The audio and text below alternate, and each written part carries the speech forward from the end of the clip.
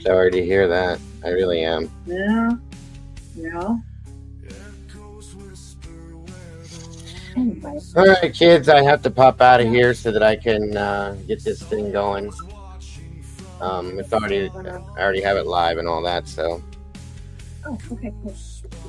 if you guys are interested, pop on by. Oh, you never will. This shouldn't be too scary. You should be able to handle this. Yeah, no. No, I can handle stuff like that. Okay, good. For work. Okay, well, I'll be here to be. Thanks for listening to me ramble. No, I absolutely. What family does. That's what we do. Yep. Yeah.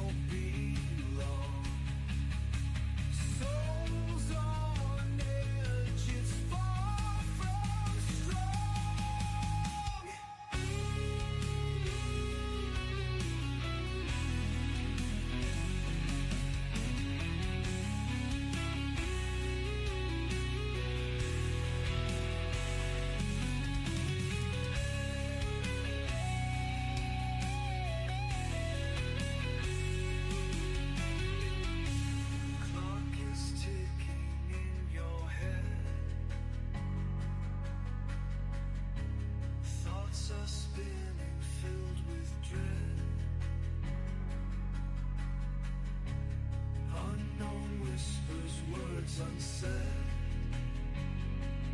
No escape, the fear is fed.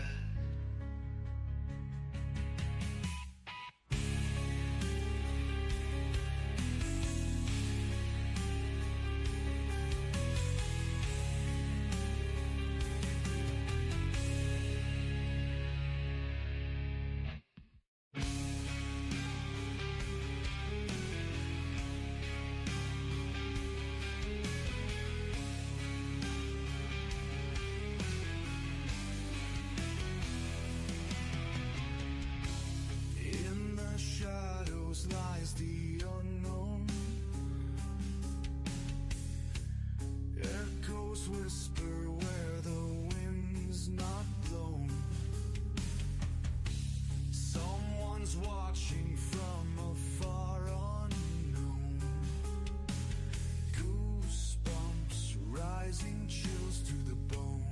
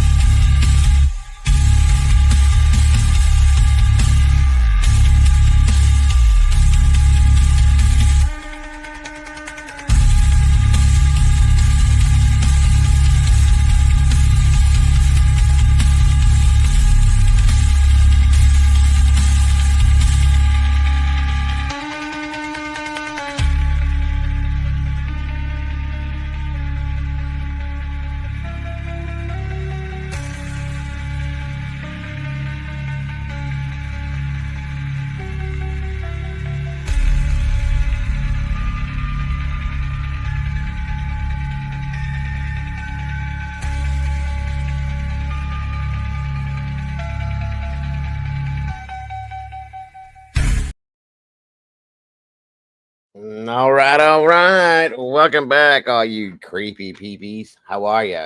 I didn't just say that. Creepy peoples. I was. Oh Lord, have mercy. I'm sorry, you guys. What did I just say? Oh my God. Welcome back, all you creepy peoples. That's what I was trying to say. That's not what I said, though. Thank you guys for joining us tonight for Weird, Creepy, Unexplained, and Scary Saturday night. It is great to be back with you guys. We haven't done this in a few weeks, guys. I missed it. Oh, yeah, creepy peoples. Yes, Molly does amazing stuff, guys. She's awesome. I love her. She does great. That's why she's the channel videographer. So we appreciate her. We do.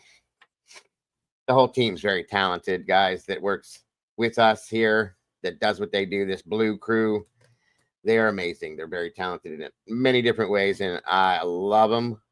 Every one of them. I'm grateful to all of them. So come on in and grab a seat, guys, please, if you can. 16 peeps in the house, 14 likes. We're getting there, guys. Share this out. Make sure to hit the like button on your way through the door. We're talking about swamp monsters tonight, guys. Yeah. Are they real? I wonder. Who we got joining us so far? Eddie's back in the house tonight. What is up, brother? Thank you for joining us tonight. Miss Tandy, welcome back to you. Miss Rowena, great to see you. SR. BBBBBB. It is great to have you home again. Great to see you in here. Walt Harris, good to see you. Great to have you here. Let me see. Michelle Haswork, welcome back to you. Niles Buckman, great to see you, my friend. Great to have you here. Raquel, oh well, great to have you back as well. Miss Lisa Joe said she was here, but she left and she might be back. Okay. I'm surprised Lisa doesn't do this scary stuff too often. This isn't really scary though. At least not to me.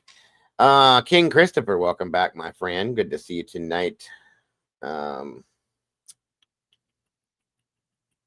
Bonjour. Miss Paula, always happy to have you here. Always happy to see you, dear.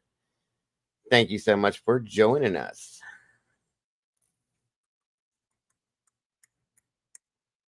Official, welcome back. Good to see you tonight. Walt Harris was first in the house again tonight. Great to see you. You are here. Yes, you are, Miss Paula. Great to see you. Always positive. I hope you guys are in for some swamp monster stuff. Mama Bear recommended this, so I looked into it. It's been a while. There's Miss Sherry. Wisdom Speaks in the house. Hey, good to see you, Wisdom. Thank you for being here, guys. If you remember, you guys remember the movie back in there was two of them actually, but the first one, of course, is always the best. It was the Swamp Thing. It was a comic book originally. Cyborg Mama's in the house. Evening to you. Welcome. Good to see you guys. Please make sure to hit the like button on your way in and share it out and let everybody know what we're doing tonight over here. It's weird, creepy, unexplained, and scary Saturday night. Taking a break from all that true crime stuff and going in a whole other direction and looking into some swamp monsters tonight. Boggy Creek. Yeah, Boggy Creek it was in relation to Bigfoot. This is kind of every region has their own version of Bigfoot. Like here in Ohio, we call it the Ohio Grassman. There's Bigfoot, Yeti. There's a few other names. But this is what you would imagine the swamps version of a Bigfoot would be. Skunk Ape. Thank you, King Christopher. Yes. Rougarou. Cajun Werewolf. Yes. Awesome stuff. So yeah, guys, this is in that aspect. Yes. Mossman. Yes, Mossman from He-Man. I'd like to get a hold of an old school Mossman and He-Man. Love them. They're worth money now, and I love the toys, guys. I'm a toy collector through and through. I wish Molly was here for this. She loves this stuff. Barango Desert Sandman. I've heard of that one too, Cyborg. Pretty wild. Guys, that's what we do here on Saturdays when I can make the time to make it happen. We call it Weird, Creepy, Unexplained, and Scary Saturday nights. We look into a little bit of all of that kind of stuff. The Wolf Man. We look into Dog Man. We look into skinwalkers, ghosts, hauntings, aliens, big feats, whatever you call it. If it's weird, strange, unexplained, creepy, and paranormal, we have a tendency to take a look at it. Molly. We need her in here. She loves this stuff. I feel like she would enjoy this. Let's see here. Let me go give her a little heads up. She doesn't always get noties either.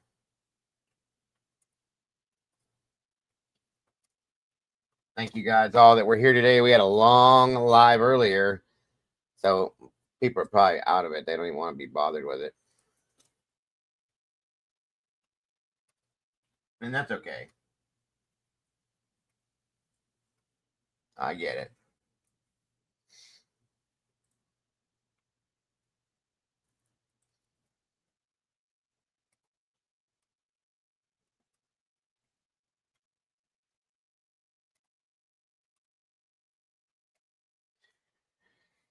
Let's see.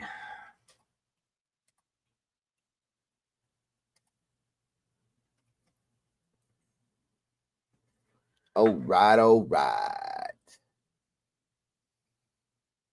Come on in, guys. Grab a seat. Yeah, Jesse's always, he was on fire. I agree with you. What a depressing life, swamp creature life. What if he, yeah, but Eddie, he might think that about us if they're, think about it. Got to live in that sunshine, stay dry, no swamp water, Just saying. They could probably think the same thing about us. What a crappy life.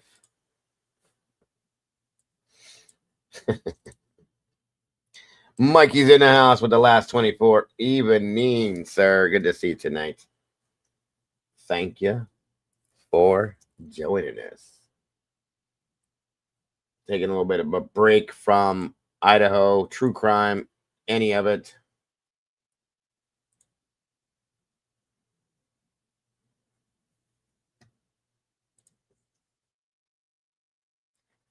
Yeah, I'll take the sunshine too. That's all good, Eddie. It's all good. I love doing this stuff. Love looking into this stuff too. It's always a good time. Now, I filtered the stuff that I have, guys. I can't promise you because when I get into some of this weird stuff, I always, not always, but sometimes I have problems. So just bear with me, guys. I'll do the best I can with it. Some of this stuff that's uncharted is hard to know for sure. You know what I mean? So I do live near some swamps, so I gotta wonder. You know what I mean, Raquel? Again, thank you guys for joining me tonight. I appreciate you very, very much. Please hit the like button on the way in the door. 16 likes, 21 peeps so far, and share this out, guys.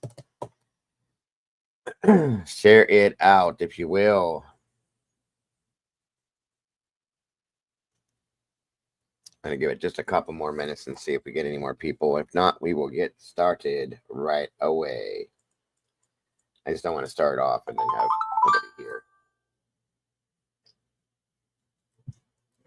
Coming in late and have to go back and restart. That's all. Let me see here. Show.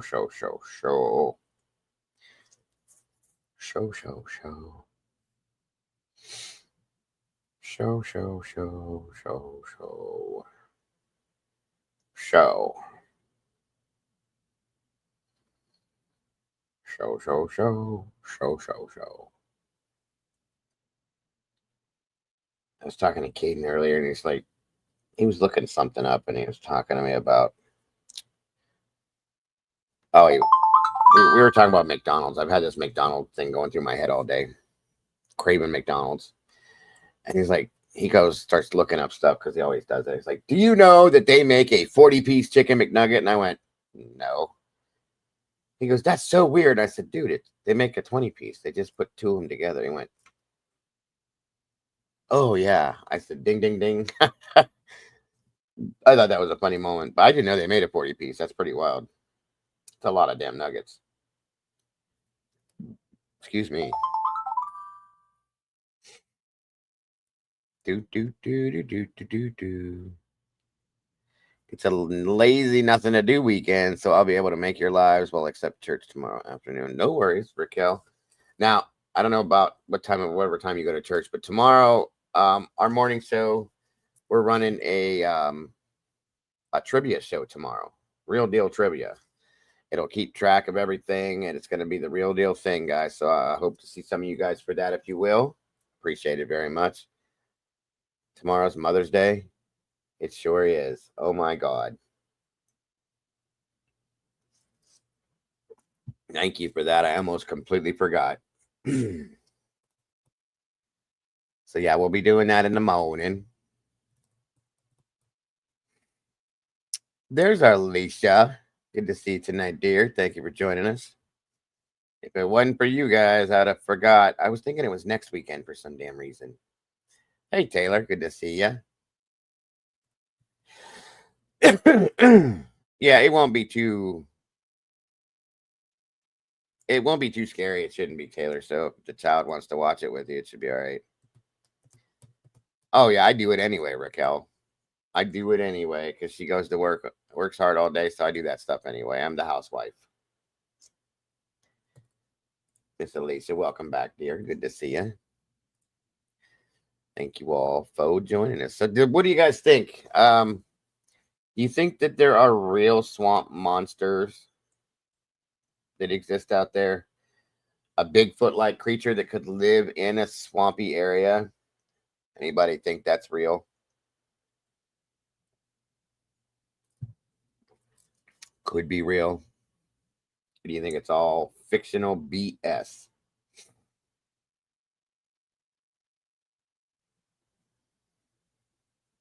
So I did not get. Of course, you're invited to the trivia. Everybody's invited to it, Taylor. Hummingbird Moth, good to see ya. It's been a minute. Good to have you here. Of course, you're invited. Everybody's invited, Taylor.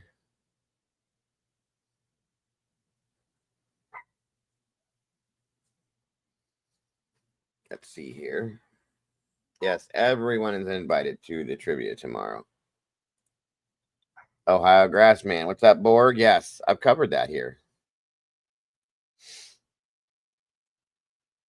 A couple of real swamp monsters. It's possible, especially here in Ohio.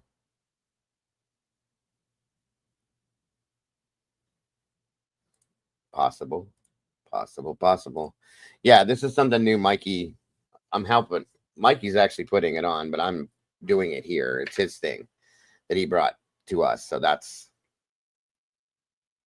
what it's all about. And if it works out, guys, we're going to try to work it in, see how it goes. And you guys got to go check out his channel, by the way, if you have not yet done it. Please, the last 24, the Bog Hag. Yes, King Christopher. SRB Hummingbird. It's good to see you, Hummingbird. We've kind of missed you. I haven't seen you in a while. Hope you're doing okay. 24 peeps, 20 likes. We're getting there. All right, let me get this up and moving. We got a few different things.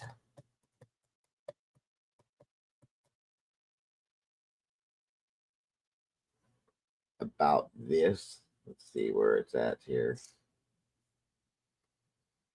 Like I said, it's not real super scary. That's what they basically described this as, Taylor. The stories I read is basically a swampy version of Bigfoot. And I'm like, oh, okay. The Beast of the Bayou, Louisiana's terrifying swamp mystery. So there's a few of them. Let me see here.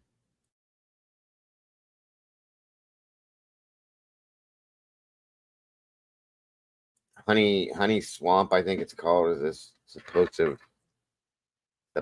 thing? I don't know.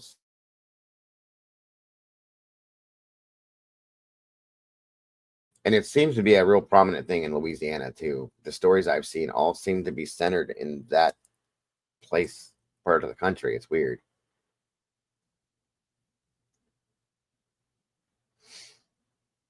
Let me see here. Show. That's awesome. I would love to have you tell me about that one day. Cap is not here. I wish he was, but Cap is a huge Bigfoot fan. I think he would like this actually too. I wonder if he's around. I'll see if I can find him real quick.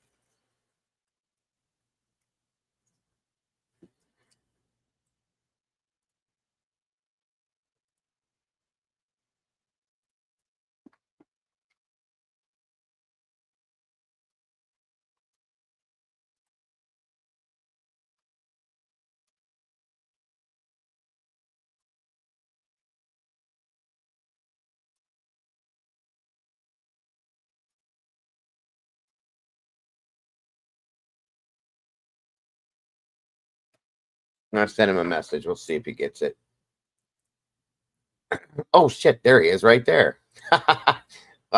Speak of the devil. Okay. Welcome, Cap. I just sent you a message through Discord to let you know we're covering tonight.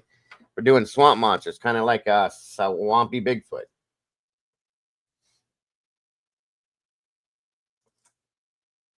Great to see you, sir. Cap likes this kind of stuff too, so I didn't want you to miss it, sir. All right, guys, give me a minute to load some stuff up here. I think we got everybody we're probably going to have tonight. If not, no biggie. We can back up if we have to or re-explain.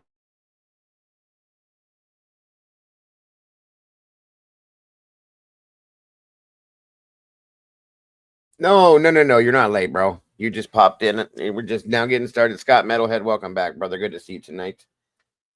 Welcome to you guys, of you that may be new watching on Saturdays. Usually every Saturday I try to, but life has just not been letting me do it. We cover, we go in, it's called Weird, Creepy, Unexplained, and Scary. Saturday nights, we look into all sorts of weird, crazy, creepy, unexplained, and paranormal type things and take a break from the true crime realm because you need a break from that stuff, guys. You really need a break from it. It will make you insane, sadly. So that's why we do this. We take a break. And again, like tomorrow morning, guys, we are running trivia tomorrow morning. Another little break for our morning show. That's what we're going to be running. And you probably won't see me the rest of the day because it is Mother's Day. And I got to do some nice things for my beautiful and lovely wife. So that's the deal there. I don't know what's going on here, but something is not working correctly. Bear with.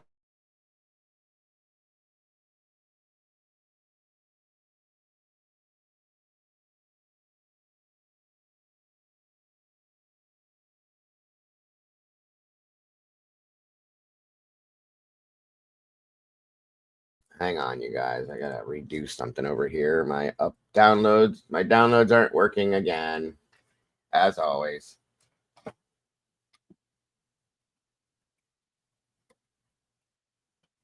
So please bear with me.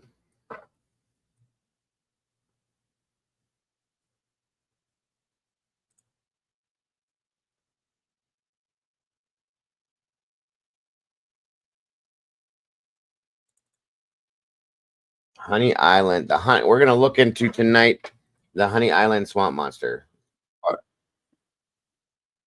It's gonna be one of the first ones we look into.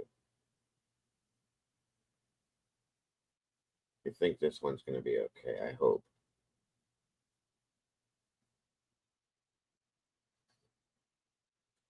Wait a minute.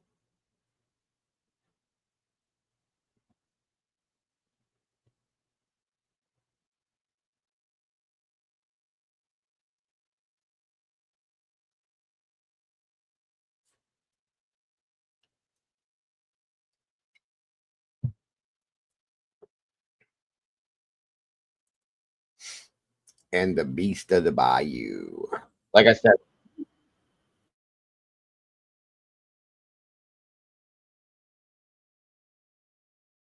said, a lot of this stuff centers around Louisiana. Okay. Does anybody have any idea? Do you guys, like I said, I was saying earlier, you guys remember the movie from the 80s, the Swamp Thing? I think Adrian Barbeau was in it, and I can't remember the male that played in it, but that's kind of where this points at in some sense. Maybe not as sci-fi. And there's people that have said that they've seen this thing. Okay, more than one. So I think it's kind of interesting. Again, thank you for that, guys. Please, if you have not yet, please hit the like button, subscribe, hit the notification bell, and share this out. And I hope you guys enjoy this tonight, please and thank you. Yes, and movies before that. Cool, Hummingbird. Cool. Yes, that's how it started, King Christopher. It was a comic first, and then they made the movies, and then they made a cartoon, and now they're making action figures of Swampy. I'm hoping to get one day.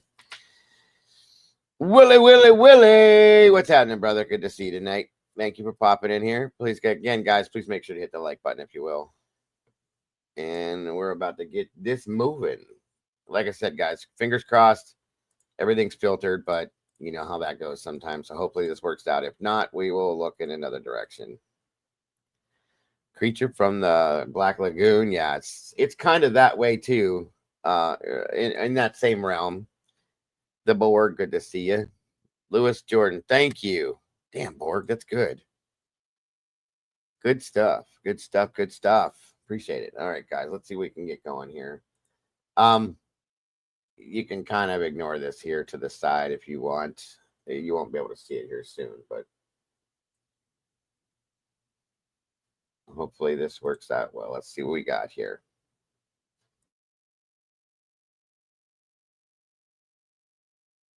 Let me know if you have any issues with audio or anything like that, please. And thank you, guys.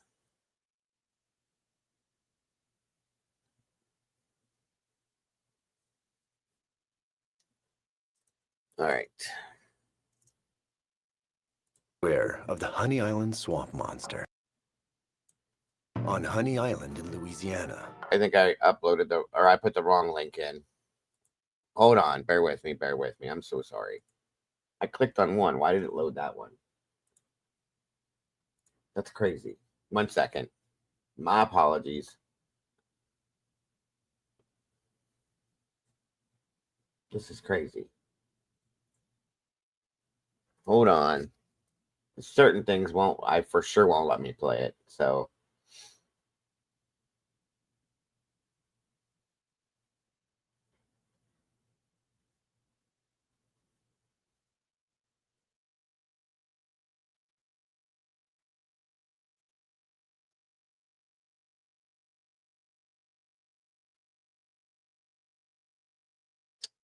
What happened here? Give me a second.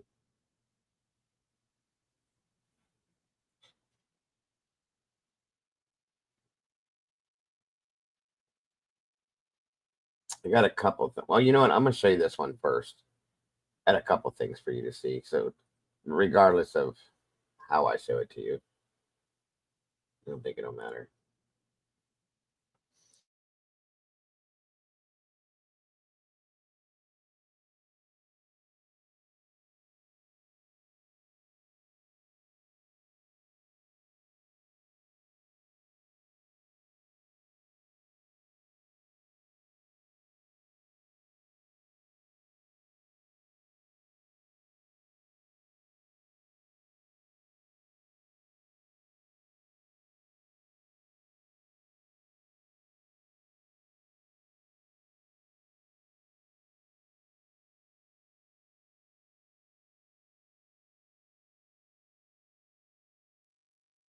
All right, here we go. We're going to start here. My ex-wife was... Oh, I was married to the creature. So, yeah, I know who you're talking about. Remember? All right, guys, let's check it out. Sit here by the waterfall, the sacred waterfall, and protect. With their dark waters, endless trees, and an eerie, unnatural stillness, swamps naturally create an unsettling atmosphere. But sometimes, the fear isn't just about the surroundings. It's about what lurks within, from mysterious figures to encounters with legendary creatures. These shocking discoveries from the murky depths have left the world both terrified and fascinated. While exploring the jungle, a traveler stumbled upon a secluded tribe near a swamp. The tribe members wore eerie masks with long noses and cloaks in shades of brown, giving them an almost otherworldly appearance. At first, the sight was unsettling, as the masks made them seem mysterious and intimidating. However, as the traveler cautiously approached, he realized they were not hostile. Instead, they stood in quiet curiosity, observing him with an air of calmness. Their presence carried an aura of secrecy, but their peaceful nature made the encounter less alarming. Though their customs remained a mystery, one thing was clear: their silent watchfulness seemed to serve as a warning to outsiders with ill intentions. Outsiders from bad deeds, and they are pretty scary. We've all heard of UFO sightings in the sky, but what about aliens appearing in the water? That's exactly what one man claimed to witness at the Lake of the Ozarks. While walking near the shore, he spotted a strange, elongated figure gliding through the shallow waters. Its movements were anything but ordinary. Then, another similar creature emerged, and the two appeared to interact before vanishing deeper into the lake. Could this be proof of an underwater alien habitat, or is there another explanation for this bizarre sighting? One quiet night in Indonesia, a man was peacefully drifting on a boat, enjoying the stillness of the lake under the moonlight. Suddenly, a human-like hand emerged from the water, moving deliberately toward a nearby rock before slapping it with a loud splash. Shocked and frozen in place, the man could hardly believe what he was witnessing. The hand was pale, slender, and had long fingers that shimmered in the moonlight. Within seconds, it disappeared back into the depths, leaving behind only ripples and an overwhelming sense of disbelief. A man in China captured footage of a strange sea creature near the shore, and it was unlike anything he had ever seen. Its unusual appearance made it nearly impossible to identify, fueling speculation about whether it could be an undiscovered species. While the man attempted to either catch it or scare it away, but the creature showed no fear. Instead, it remained close, almost as if it was watching him. Some viewers suggested it might be a crocodile, but its bizarre features left many questioning what it really was. The Amazon rainforest is home to countless mysteries, but this discovery was beyond anything expected. While exploring deep within the jungle, a group of adventurers stumbled upon small, eerie creatures that resembled goblins.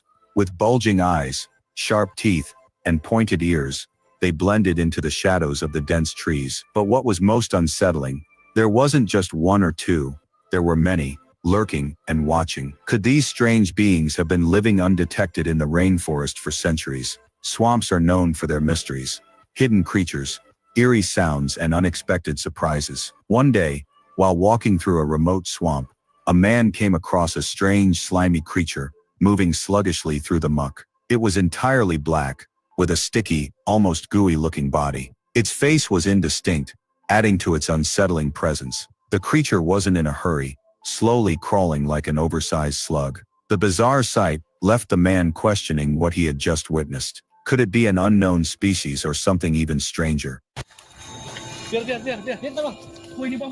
A group of friends were enjoying a peaceful fishing trip in the Amazon when they noticed something unusual. In the distance, a dark figure moved smoothly through the water, its slow, steady gliding motion catching their attention. As they focused in, a face became visible, covered in strange fur with features that looked eerily human. The sight left them stunned. Some believed they had just witnessed big. That is a damn mask. You can't tell me any different. That's somebody wearing a mask. Sorry. That's a mask. That's a mask. Foot, while others suspected a well-executed hoax. What was once a simple fishing spot had suddenly transformed into a place of mystery, leaving them with more questions than answers.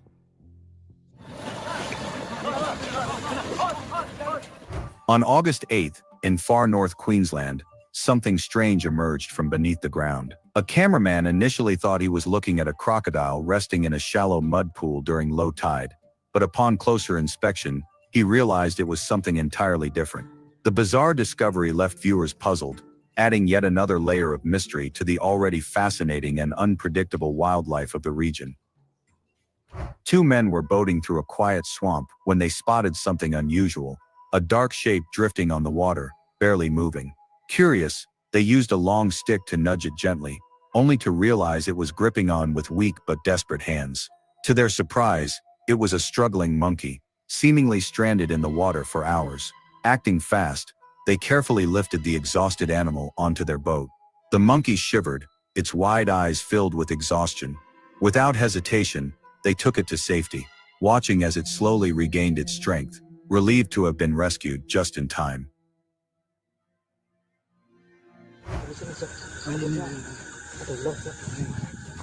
Two men were wandering along a river when they spotted something truly strange. Sitting silently on the riverbank was a figure with a human-like upper body, but with what appeared to be a tail. Frozen in disbelief, they debated whether they were witnessing a siren, a ghost, or something else entirely.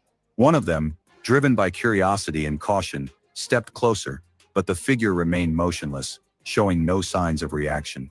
The eerie scene was caught on camera, and when the footage surfaced online, viewers speculated wildly. Many were convinced that what they saw was the spirit of a mermaid, deepening the mystery even further.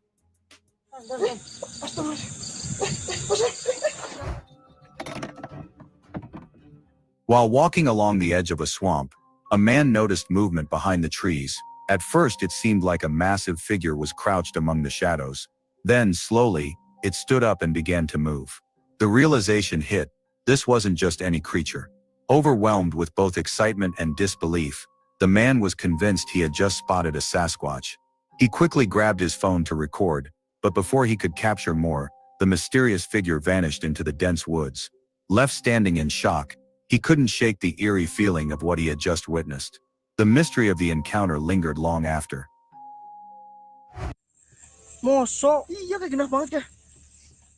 An Indonesian YouTuber and his friend were live streaming their adventure through a dense forest, sharing the breathtaking scenery with their audience. But things took a chilling turn when they reached a river. In the distance, something unusual was floating on the surface.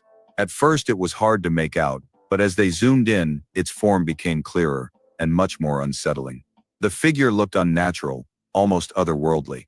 It didn't make a sound, just drifted slowly through the water, adding to the growing tension. If you were in their place, would you have stayed to investigate or turned and run? What is that? A bizarre creature was recently filmed crossing a river in the UK, leaving everyone who saw it completely stunned. The mysterious being had a long, slender neck and a small face perched on top, giving it an eerie, alien-like appearance. In the footage, the creature moved through the water with an unnatural grace, its movements unlike anything people had seen before. The strange proportions. Yeah, Eddie's in here, or he was. He definitely was. Nessie, that's like a baby Nessie, Alicia. I'd love to do. I think we're gonna cover Loch Ness here, and another version of Loch Ness too, one of these days. I love Loch Ness.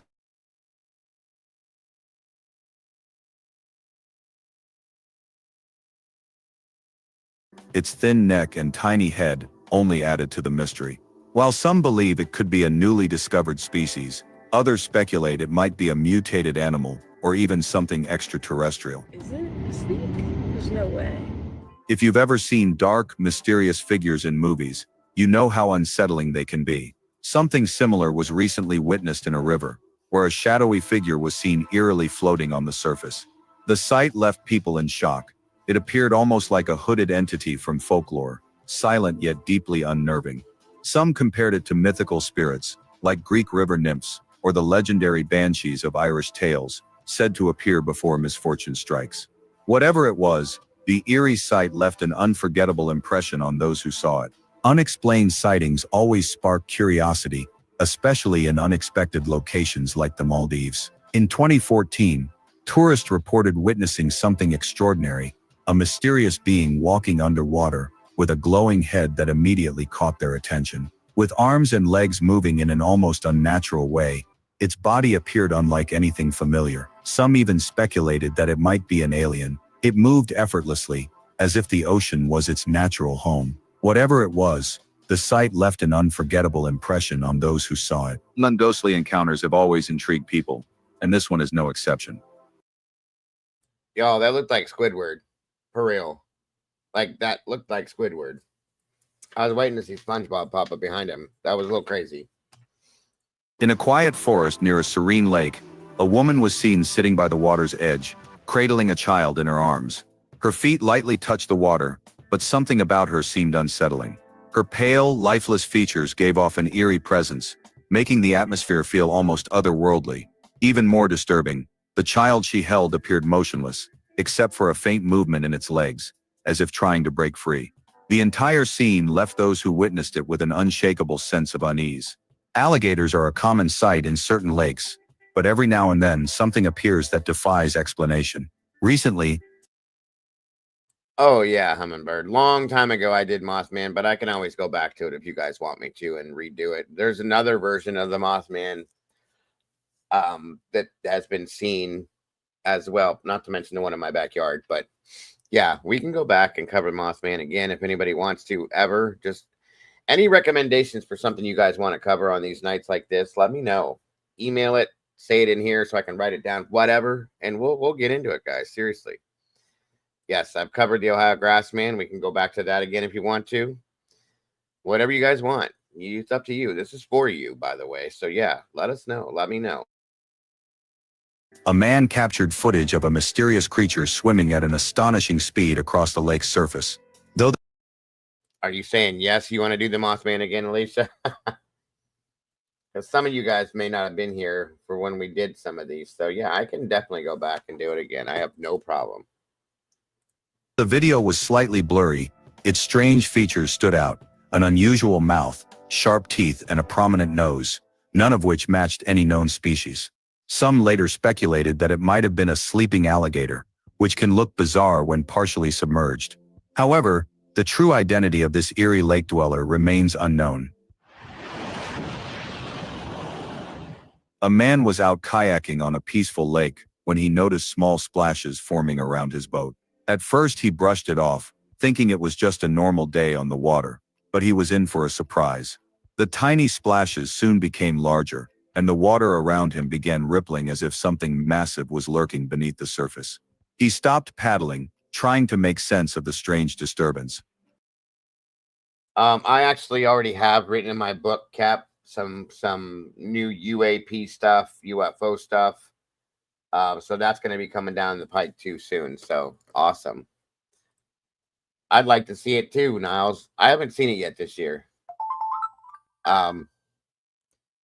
Definitely Loch Ness. Absolutely, Hummingbird. I appreciate you. I enjoy doing this stuff. If I can get pictures of it, Niles, I promise you I will show you guys one of these days. I can't ever get pictures of it because you can't ever see it clearly. Suddenly the splashes moved away from his kayak, and in the distance, even bigger waves formed, more intense than before. The whole experience was both mesmerizing and unnerving. I'm going to venture to say that that probably is some form of a whale, in my opinion, but I could be wrong. Was something huge causing the chaos beneath the water, or was it just a trick of nature?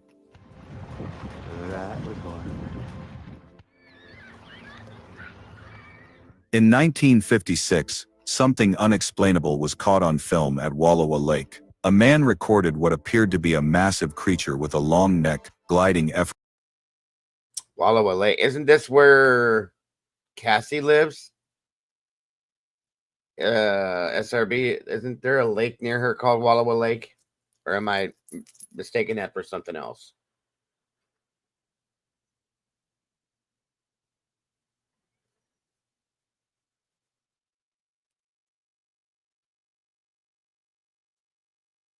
Okay, maybe I just misheard it then. Through the water. The grainy footage showed it rising above the surface, moving in a way that seemed almost prehistoric. Many compared it to the legendary Loch Ness monster, or even a brachiosaurus. For decades, this sighting has fueled debates. Was it an undiscovered sea creature, a relic from ancient times, or simply a case of mistaken identity? Whatever the truth may be, the eerie footage continues to spark curiosity and speculation.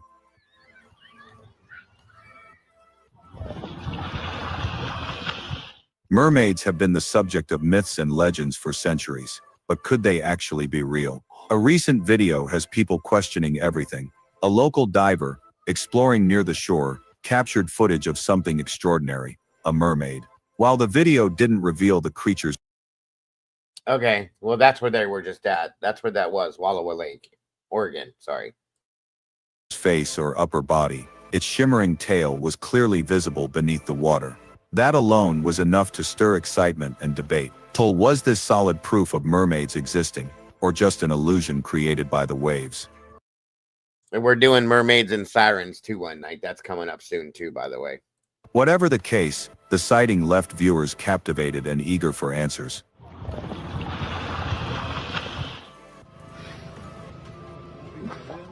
During a visit to an aquarium, a man noticed an unusual fish that immediately caught his attention. Its entire body was jet black with a sleek, glossy texture, moving through the water so effortlessly that it almost appeared to glide. What made it even more mysterious was that its face remained completely hidden, It kind of looks like a half-ass pleco or something. Walla Walla. It does. That's weird looking. adding to its eerie allure. With a long flowing tail that swayed gracefully and bold white stripes along its sides, the fish stood out from anything else in the tank. Spectators were captivated, left wondering, was this an incredibly rare species, or possibly a new discovery waiting to be identified?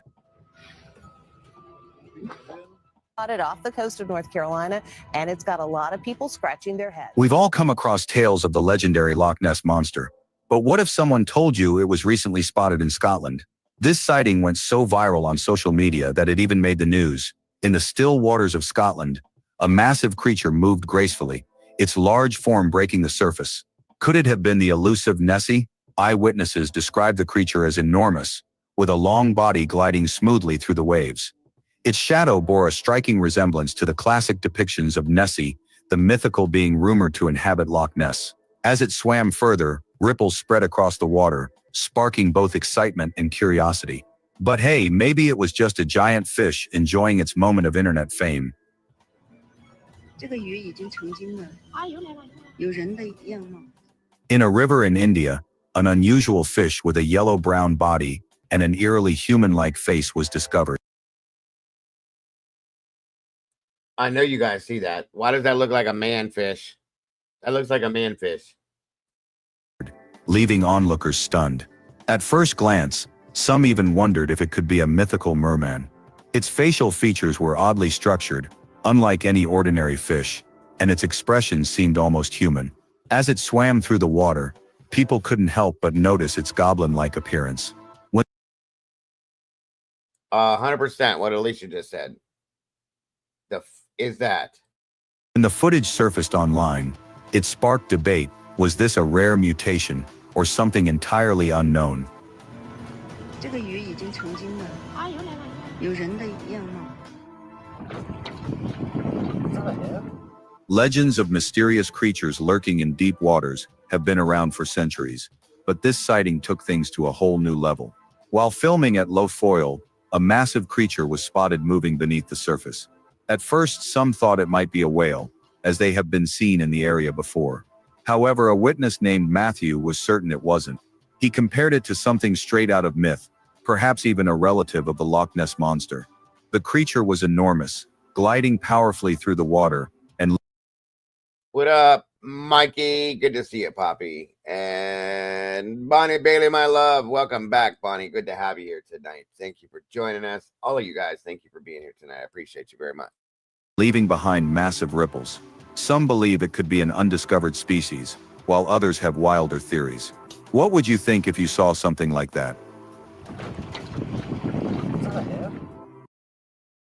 I would think that we're in the movie Creepshow and the floating garbage bag that wants to attack people that are out on that little thing. If anybody saw that, they were out on the diving platform in the lake, and the what looked like a giant oil slick or garbage bag was sucking them into through the cracks of the platform. That was great. I love that movie.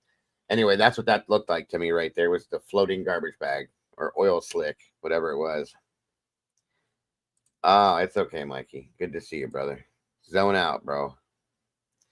I know it sucks, right? Hate it when that happens, when you get attacked by the garbage bag. Deep in the mysterious landscapes of Brazil, near the Amazon. Oh, thank you, Bonnie, so much. Much love, dear. I hope you're feeling okay. I hope you're getting better. Always in my thoughts and my prayers, Bonnie. We love you so much. Always thinking about you, too. Strange encounters are not uncommon. One day, local tribesmen witnessed something shocking, a horned demon-like creature chasing an animal toward the river. The desperate animal, trying to escape, leaped into the water, swimming frantically for its life. Seeing the danger, the tribesmen quickly sprang into action, throwing rocks into the river to distract the beast. Their goal was clear: give the fleeing animal a chance to survive. The scene turned chaotic, with loud splashes and panicked shouts filling the air. What would you have done if you had been there to witness it? While walking near a swamp, If I'd have been there to see, I'd have probably peed on myself. I'll be honest with you. No lie. a man noticed something eerie. a strange figure staring at him from the water. It stood motionless, its unbelievable. Welcome, CZ. Good to see you, CZ. Thank you for joining us tonight. Great to see you. Hope you're enjoying your weekend. Oh, Bonnie, you know, 100%. It means a lot that you're here. We love you so much. Thinking about you all the time, too. All of us. So, every time I see you here, it makes my heart happy. So it's great to have you here again. Blinking gaze, sending a chill down his spine. Intrigued, he cautiously stepped closer to get a better look. As the creature's features became clearer, he realized it wasn't some unknown monster, but a massive alligator, watching him with intense focus. Aware of the danger, he wisely stepped back, grateful for his quick decision. Swamps hold many hidden surprises, and this close encounter was a chilling reminder of the unpredictable nature lurking beneath the surface.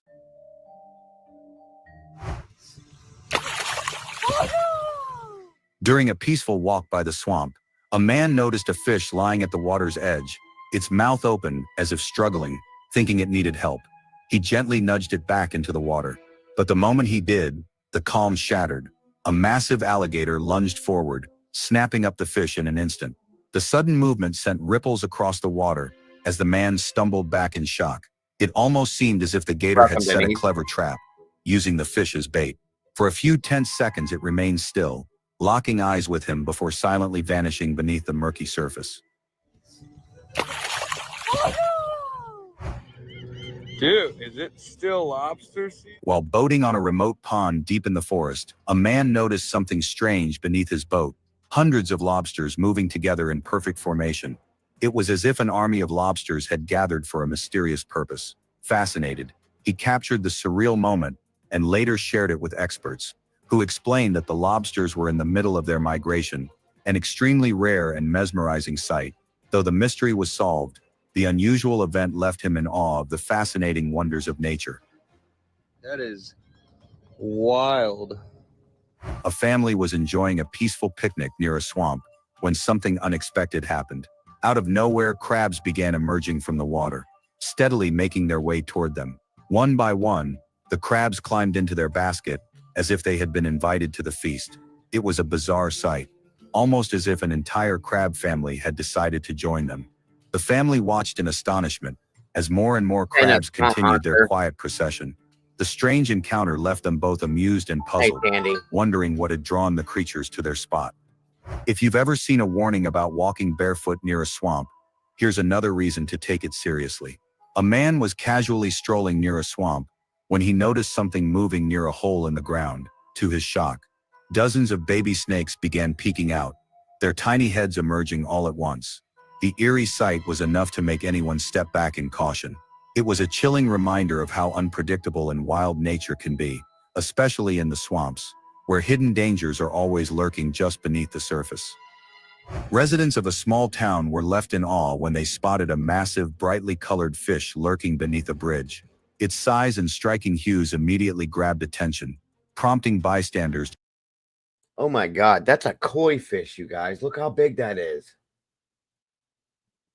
I didn't know all these other things were on here. This was said it was just about swamp monsters. I only watched the beginning of it, so I'm sorry.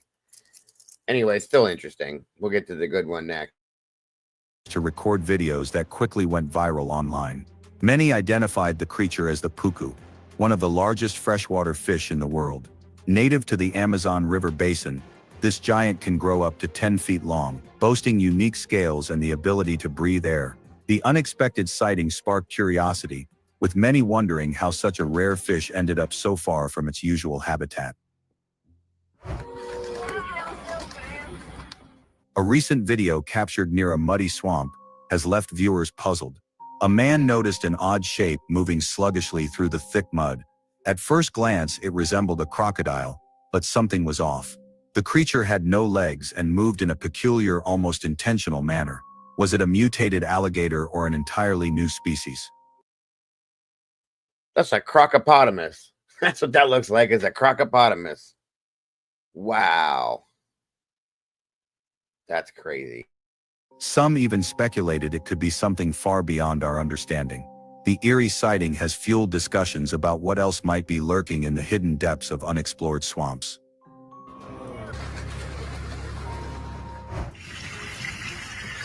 A rice farmer who had spent years feeding a wild salamander decided to share their unique bond with the world. One day, as he approached the water, the salamander emerged from beneath a rock, its eyes fixed on the familiar sight of food. In an instant, it grabbed the offering, as if it had been waiting for this daily ritual. The farmer, amazed by the creature's trust, captured the moment on video, showcasing an extraordinary connection between human and wildlife. Even reptiles need a break. A lizard was floating motionless on the water, completely upside down, seemingly lost in a deep nap. That is, until a curious passerby approached and woke it up. The little creature glared at him with what looked like pure annoyance, as if demanding to know why its peaceful rest had been disturbed. It remained still for a moment, seemingly deciding whether to go back to sleep or make an escape. This amusing encounter proved that even the smallest creature. That's funny. He looked at him like, why you bother me, bro? Leave me alone. Move along. That's hilarious. Creatures have their own moods. For years, the platypus was something most people only knew from cartoons, but a recent sighting had locals questioning if they had stumbled upon the real thing. A small animal was spotted scurrying across a rainy mountain road, its unusual shape and movements sparking immediate curiosity. Some believed it had been washed out of its burrow by heavy rain, wandering briefly before disappearing back into the muddy terrain. The short glimpse left many wondering, was it truly a platypus, or just another unsolved mystery hiding in the wild? While walking near a swamp, a man spotted something unusual moving along the water's edge. At first he assumed it was just a fish, but as he got closer, he noticed something surprising: a frog perched on the fish's back, casually gliding across the water. It was as if the two creatures had formed an unlikely partnership, with the frog sitting comfortably, while the fish swam beneath it. This rare and amusing sight was a reminder of nature's unexpected connections, where even the most unusual pairs can coexist in harmony. While exploring a flooded region by boat, two adventurers stumbled upon an eerie and unexpected discovery. As they ventured deeper into an unfamiliar swamp, they suddenly realized they were surrounded by a nest of massive serpents. The quiet water had hidden their presence until the boat drifted too close, revealing the unsettling sight of snakes slithering just beneath the surface. What began as a routine exploration quickly turned into a tense encounter with the unknown. The moment served as a chilling reminder that nature holds many surprises. Absolutely no. No, no, no, no. I would, no. Not in a damn rowboat raft. Are you kidding me? Yeah, I'm right with Alicia. Literally, yes. I'd be right there too. Seeing that? Bye. Bye. Hell no. Some of which are best left undiscovered.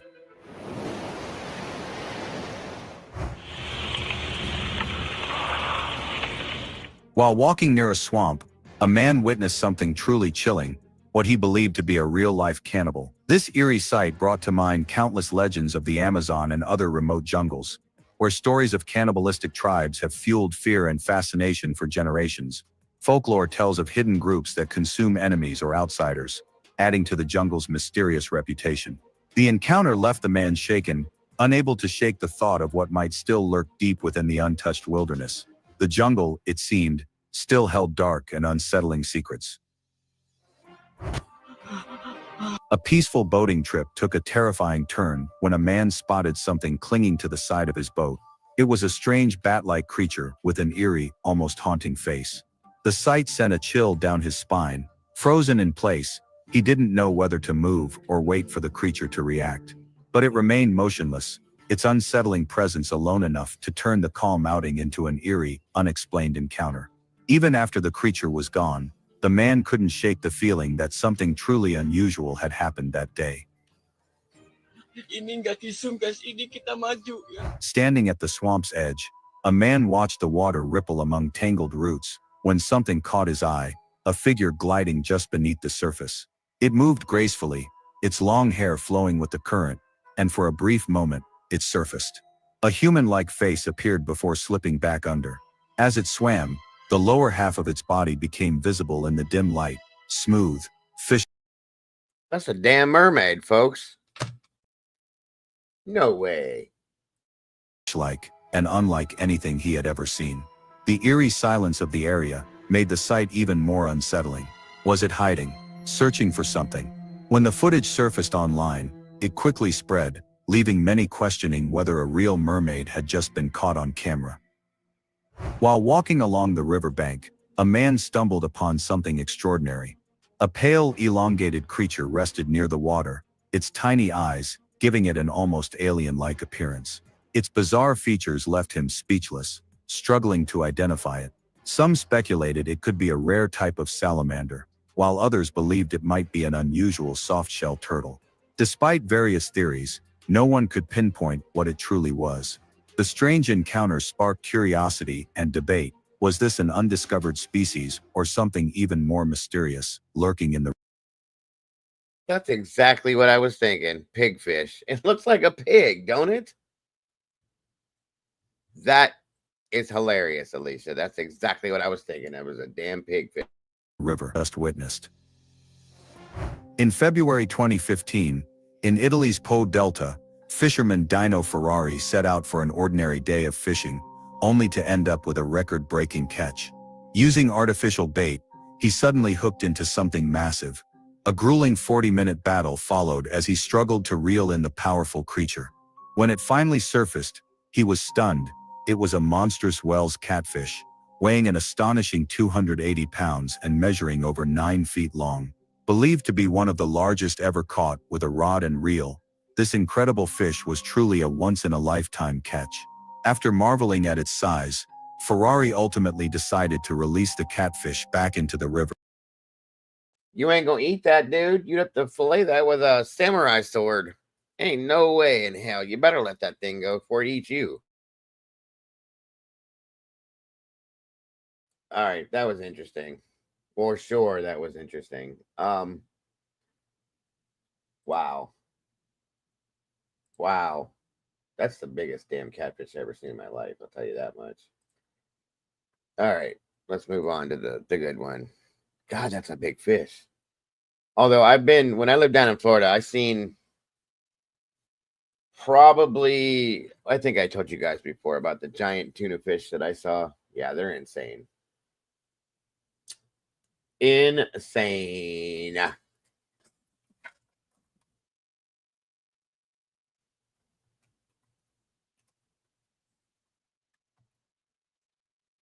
Okay. Dino Ferrari, his parents named him Dino Ferrari, and he became a fisherman. Yes, I've heard the name. I know who that is.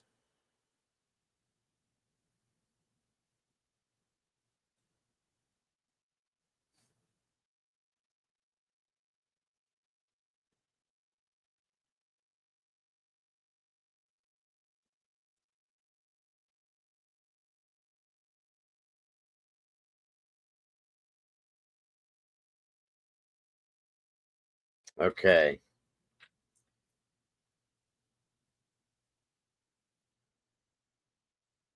All right, let me see if this one will. Oh, wait a minute. Wrong one. Did it again. All right, let's go for here. Hold on.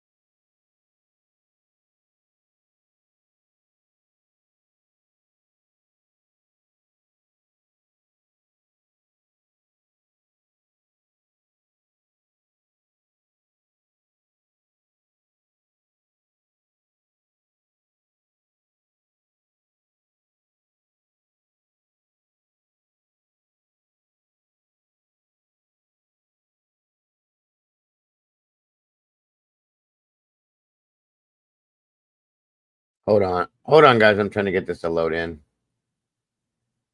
Bear with me. I'm sorry. Hopefully it works. I think. Come on.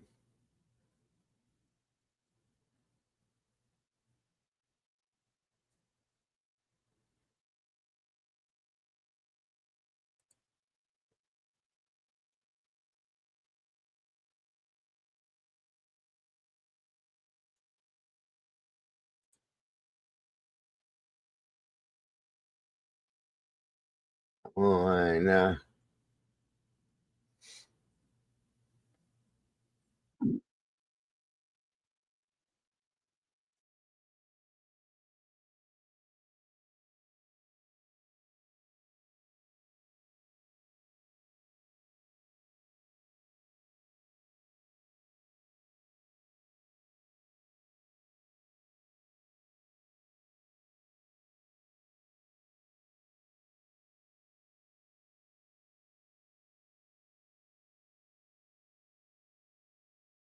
Almost.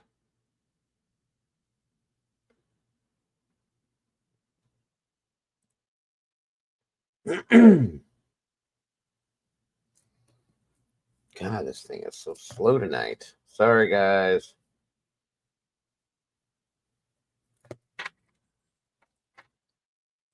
Come on. Come on, come on, come on, come on.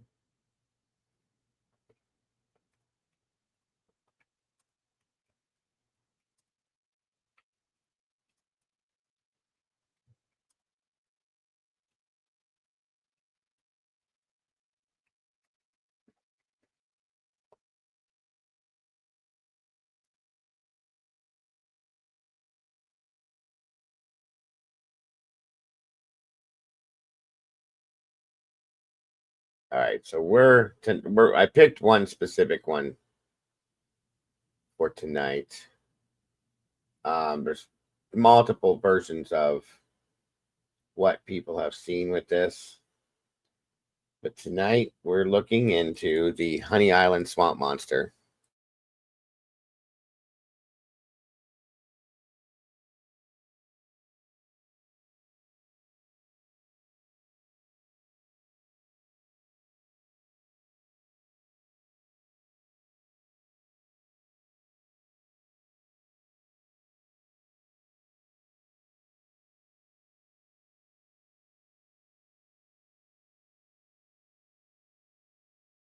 All right, finally, it was my downloads. It was slowing everything down. Sorry, guys. We got it up now. All right, here we go.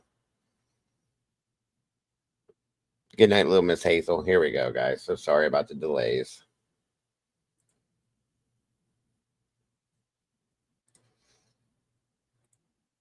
When it looks human, but you're not quite sure it's human, you don't know whether to shoot or shoot or run back to the house.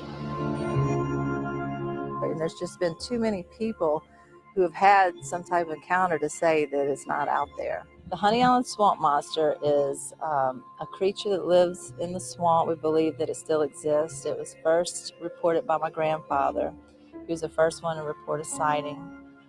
That was back in 1974, but it was actually in 63 that he first saw it.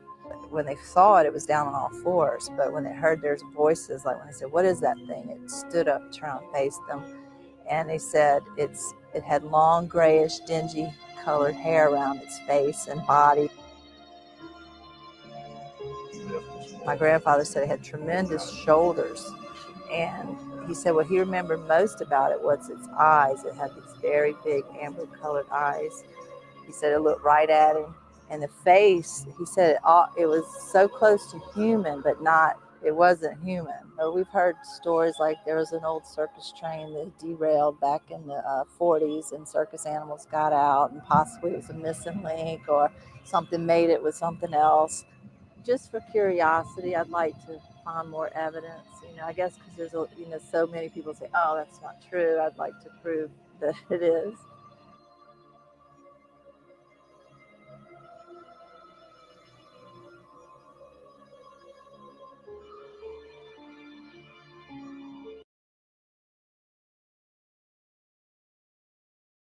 All right, hang on. Good God. Where did that go?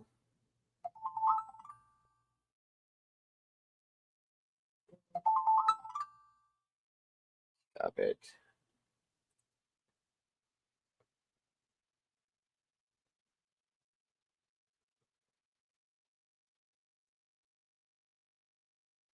One minute. Sorry, guys.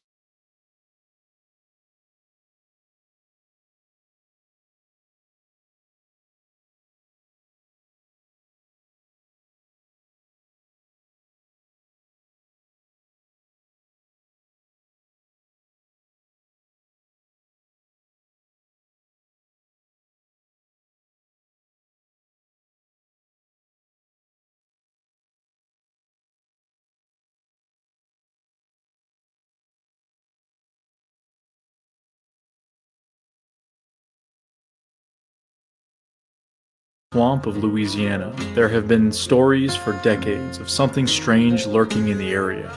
From sightings of large hair-covered creatures to accounts of blood-curdling screams by seasoned hunters.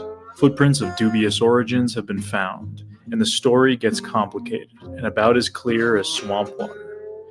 Join me as I take a deep dive into the story of the Honey Island Swamp Monster.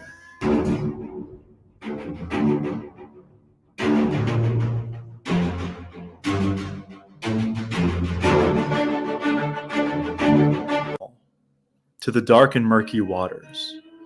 The swamp is certainly a unique environment.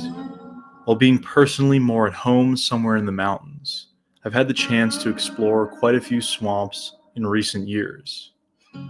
From areas in South Florida in the Everglades, to the infamous green swamp of Central Florida, to areas. Good evening, Noel. Thank you so much, darling. I appreciate that. I appreciate that so very much. Number 37. Wonderful to have you here tonight. So very kind to you and so very generous. God bless, Noel. Wonderful to see you tonight. I hope you enjoy. Areas in Louisiana, like the Atchafalaya Basin, and elsewhere in the American South.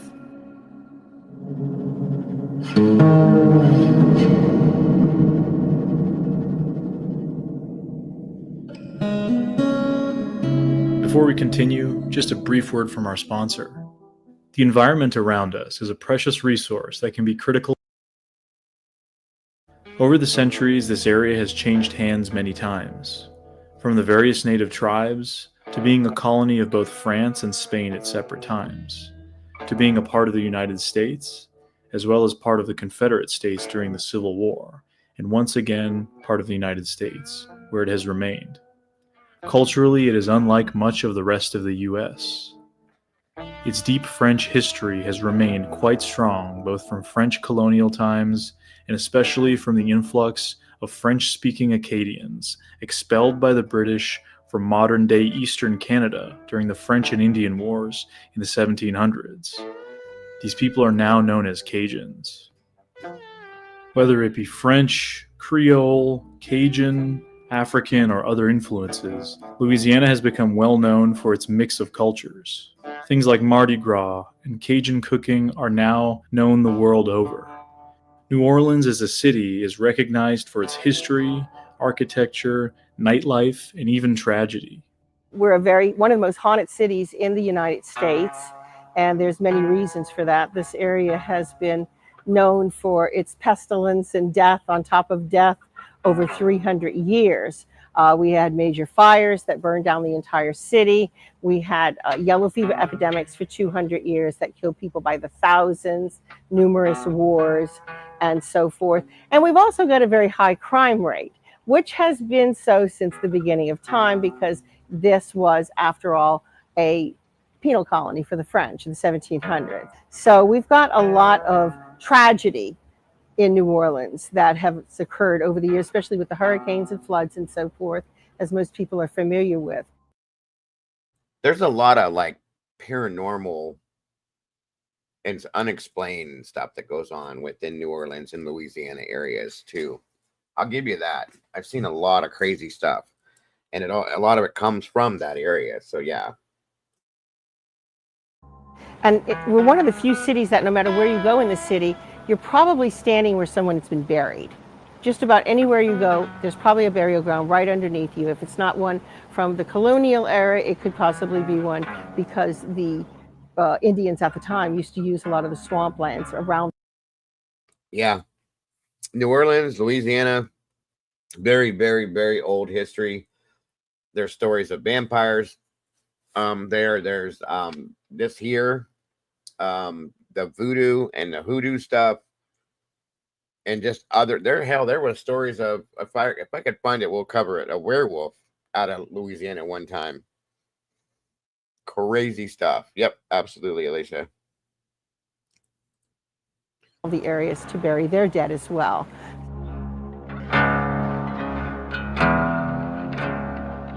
Behind all of this human history have been the swamps of Louisiana. They have played quite a role as a backdrop in where much has taken place. As a result, the swamps have taken on quite the folklore. It's very popular to have stories about pirates in the swamp down here. That's a very common legend. Anywhere you go in South Louisiana, you're going to have that because we had pirates here. Pirates traditionally, in the early 1700s, were French, such as the famous Jean Lafitte. And basically what these guys were doing was they were going out into the ships and going out into the Gulf of Mexico, into the Caribbean. And traditionally they were robbing Spanish ships. They're robbing Spanish ships and they're bringing the goods back here to a home base.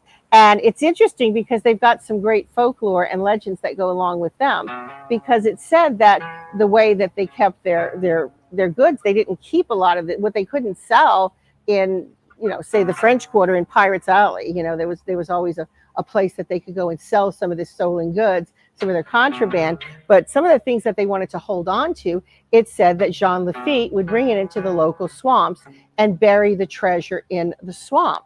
Now the legend has it that he would also shoot one of his pirates and bury him with the treasure so that his ghost would guard the treasure and prevent anybody from getting it. Now the local legend about what was called the fifilet, which is basically a blue light that people have seen in the swamps, and a lot of people might call it swamp gas. But the legend of the fifilet is that is the spirit of the ghost of the pirates that Jean Lafitte killed to guard the treasure. So we do have a very rich legend area around here with ghosts and also with strange creatures. We of course have the Cajun werewolf, the rougarou. And interesting because the Choctaw Indians also had a creature that they called a rougarou. And the Choctaw legends of the rougarou was more of a Bigfoot creature, very similar to the stories that we hear today about the different types of Bigfoot or skunk apes or so forth.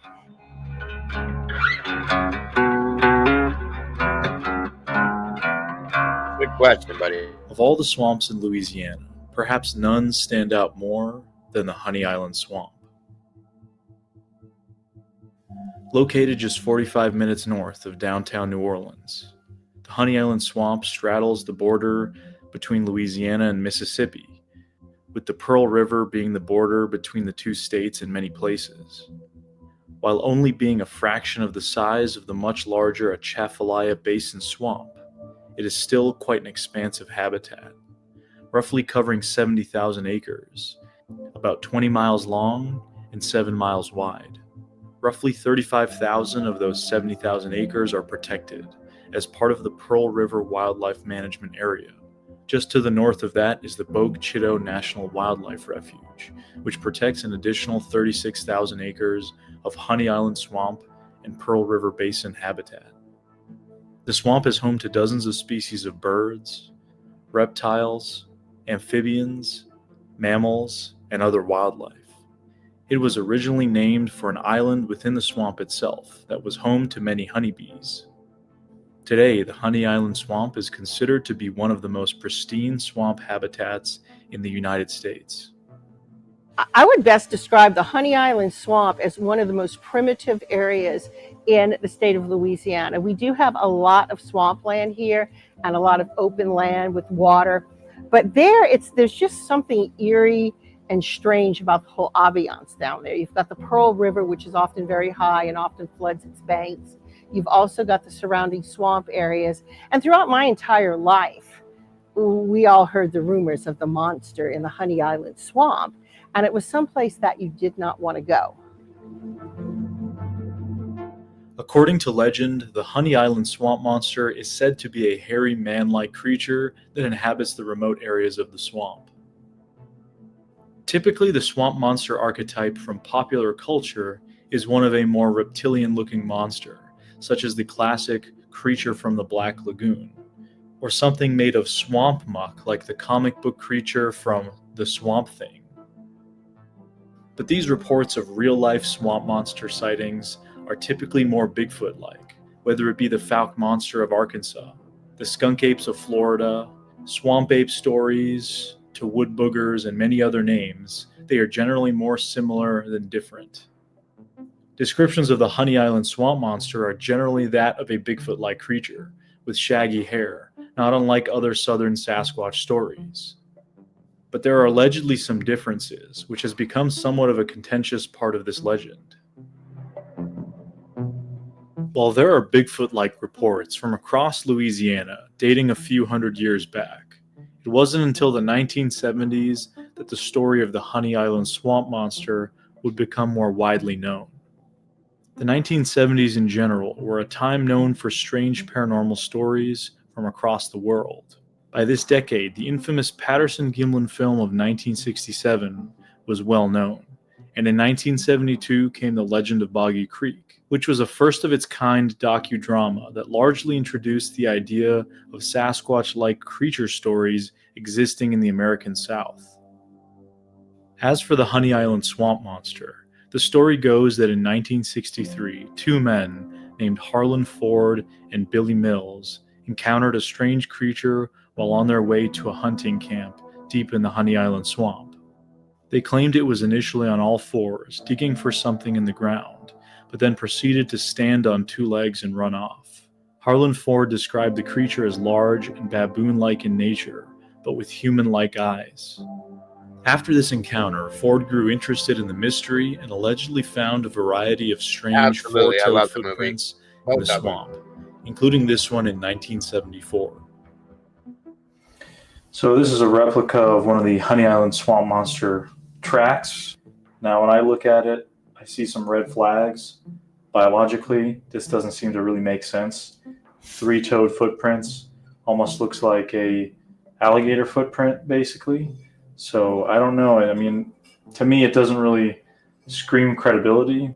This footprint, in my view, shares a suspiciousness with similar alleged three- and four-toed tracks, like those found in the Everglades, allegedly of a skunk ape, and the infamous Beanfield track of the Fouke monster in Arkansas. One of the alleged origin stories of the Honey Island swamp monster that would explain the unusual tracks is quite comical, whether intentional or not. The story alleges that a train containing circus animals crashed somewhere near the swamp, and as a result, chimpanzees escaped into the wild and eventually mated with alligators. Welcome to Christina. It's wonderful to see you tonight. Great to have you here. Producing half chimp, half gator offspring that has resulted in the monster itself. While being completely biologically implausible as the origins of the creature, the crashed circus train is a common motif in many folkloric stories from across the U.S. The Ford track measures. Absolutely, that's wonderful. We love that you love the channel. It's wonderful to have you here. I'm grateful to see you again. I hope to see you more often. To about 10 inches in length and 5 inches wide by the toes. While in Florida recently, I was able to document and cast some large alligator footprints, which bear quite a resemblance to the Ford track, other than the claw placement.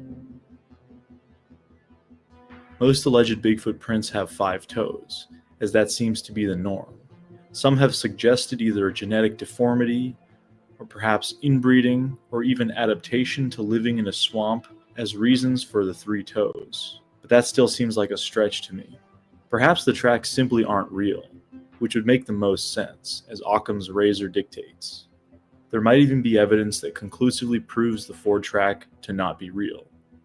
In 2003, researcher and filmmaker Jay Michael, alongside longtime researcher M.K. Davis, were shown a pair of shoes with an alligator footprint attached to the bottom, alleged. That looks like a chicken foot. Like a chicken thing. That's weird. Allegedly discovered buried in mud near the area where Harlan Ford had made his hunting camp in the swamp. That is cool. Look at that. Yeah. Yeah, on Saturday nights, Christina, we do weird, creepy, unexplained, and scary Saturday nights. And I cover everything from Bigfoot to swamp monsters to UFOs, to anything like that you can think of, paranormal, weird, any of that stuff. We do that on Saturday nights. So we try to stay away from true crime on Saturdays and just give everybody a break and enjoy something different. So I'm glad that you like this stuff. I hope to see you again. Turn it around. Well, be doggone.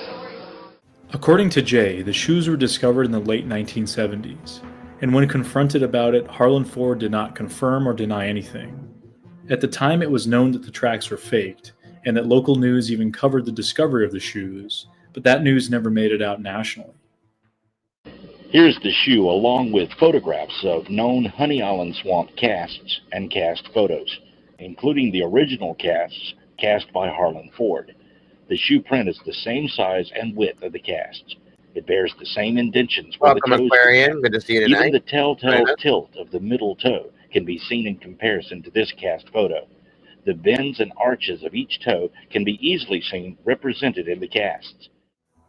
With my own rudimentary analysis, the alleged track and fake gator shoe line up quite nicely with one another. Regardless of the track's authenticity, the profile of the Honey Island swamp monster continued to grow in the 1970s, and eventually the cult classic show In Search Of with Leonard Nimoy covered the Honey Island swamp monster in 1977. As for Harlan Ford, after he passed away in the early 1980s, some of the hype around the monster died down. However, stories and encounters continued to trickle in here and there. It wasn't until the early 2000s that apparently a reel of film was found in Harlan Ford's belongings that showed some kind of barely visible, blurry creature in the brush. I wish I could share the footage with you here, but you'll have to look it up to see for yourself. The footage was alleged to have been filmed in the 1970s, likely inspired by the Patterson-Gimlin footage. However, when I talked to Jay Michael about the fake shoe tracks he had documented in 2003, he mentioned that the alleged footage was released shortly after he had put out that very video refuting the footprints. He felt that the footage was more recent and likely not made by Ford at all. So was Harlan Ford's original encounter real? Did he really encounter a creature in the swamp, or was it all a creative invention, like the tracks in the footage might have been? Was part of it true and part of it invented?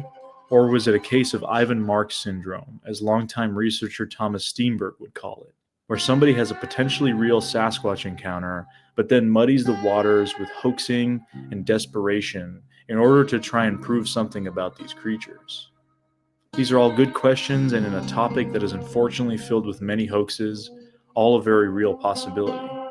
Even if the Harlan Ford encounter, footage, and tracks are all fabrications, does that invalidate any previous or more recent encounters? Not at all, in my view. There have been many sightings and encounters in this area, completely independently of the Ford story. I recently came across quite a few. The Honey Island swamp was while I was in Louisiana in 2019. I took a tourist swamp tour, which really only showed me a small part of the area. I did, however, get the chance to interview Dana Holyfield, who is the granddaughter of Harlan Ford. Dana has researched and collected stories of the Honey Island swamp monster for a number of years. She seemed sincere about her interest in the topic, and from what she told me, many witnesses had contacted her with stories of their encounters in the area. This brief visit to the Honey Island swamp left me feeling like I had unfinished business with this story, so that is ultimately why I chose to visit the area again recently, to explore and investigate the stories. What I learned was quite intriguing, with implications going far beyond just the geographical area of the Honey Island Swamp. Very flooded. It's the overpass here. I mean, the road is being swallowed up by water. So.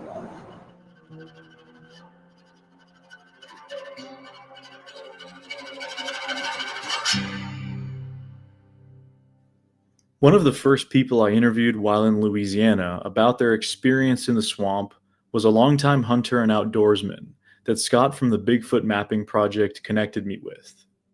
Well, I'll start off by giving you a little history. Now, this goes way back during my college days. Now, I grew up 6, 7 years old in the woods of South Louisiana, all my life, hunting, fishing, outdoors, camping, all of that. When I got to college, I met a couple of guys, one from Houston who had never been outdoors.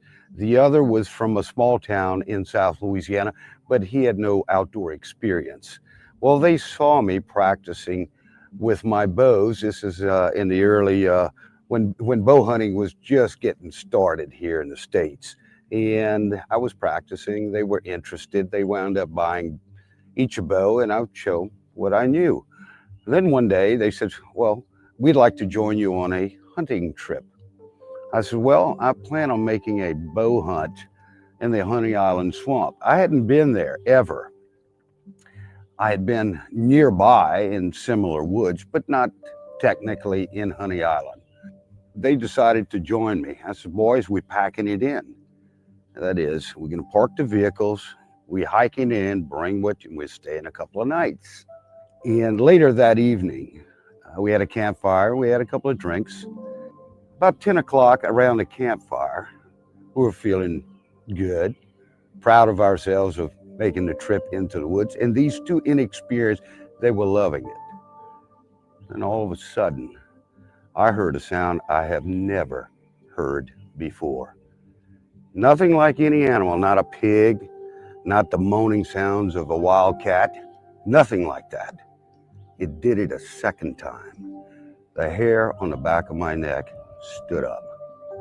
The two guys were fearful. They looked at me. Well, Stacy, what is it? They figured I knew. I said, I don't know. It did it twice. The proximity, 100 yards from us. It was a howl, but not a high pitch, more from, I hate to say it, more of a human-like sound, an ape sound of some sort. This was different. And like I said, I spent a lot of time in the woods, and I still do. I've yet to hear that same sound. Now, at the time, people were talking about an old movie that came out, The Boggy Creek Monster or something like that. And I guess that was in the 70s. And it immediately went to my mind. I said, holy smoke, what is this? Well, we stayed the evening, a bit restless, but we did stay the evening. And I still talk about it today. And people say, well, this creature, does it really exist? Is it? I'm not sure what it was, but I can tell you this much. I had never witnessed anything like that, ever. And was I fearful? I won't say fearful like runaway fearful. Concerned that I couldn't identify what this was. Because if it's a bear, if it's a cat, a bobcat, or a hog, I know what it is, I know what to expect. This was a sound like I never heard before, ever. Was it loud? Incredibly loud. I got the impression that whatever animal was there, welcome, Jody, not only knew we were there, was letting us know that he was there or it was there and didn't like it. Very territorial sound. And that's all I can say about that. That's all I can say. Years later, you hear about, the Honey Island Swamp and this, that, the other. And I said, holy smoke, somebody else. And that I've never told this to anybody other than my immediate family. And then one day I run across somebody that says, hey, we heard or we, experienced something. Anyway, that's why I'm telling you about it. because Yeah, I experienced something, and it was unsettling to say the least. And I mean, so you heard obviously then about the stories of the Honey Island Swamp Monster. At the time, I knew nothing of it. It's not like I knew and said, well, we're going to the Honey Island swamp and maybe we'll hear a monster. No, it wasn't like that. I didn't even know that.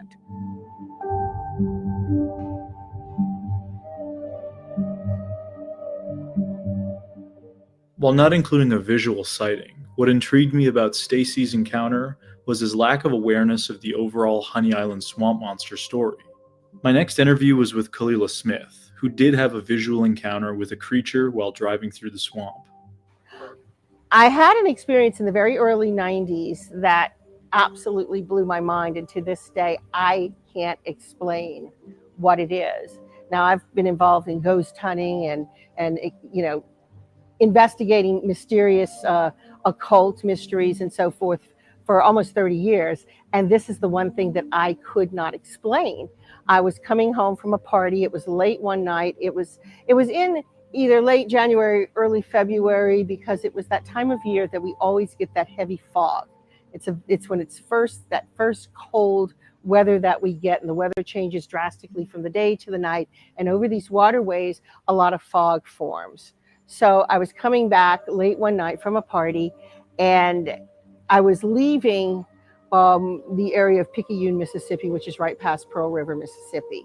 And I was on the interstate, I think it's 55, coming down towards I-10 at Slidell to make it back home to New Orleans.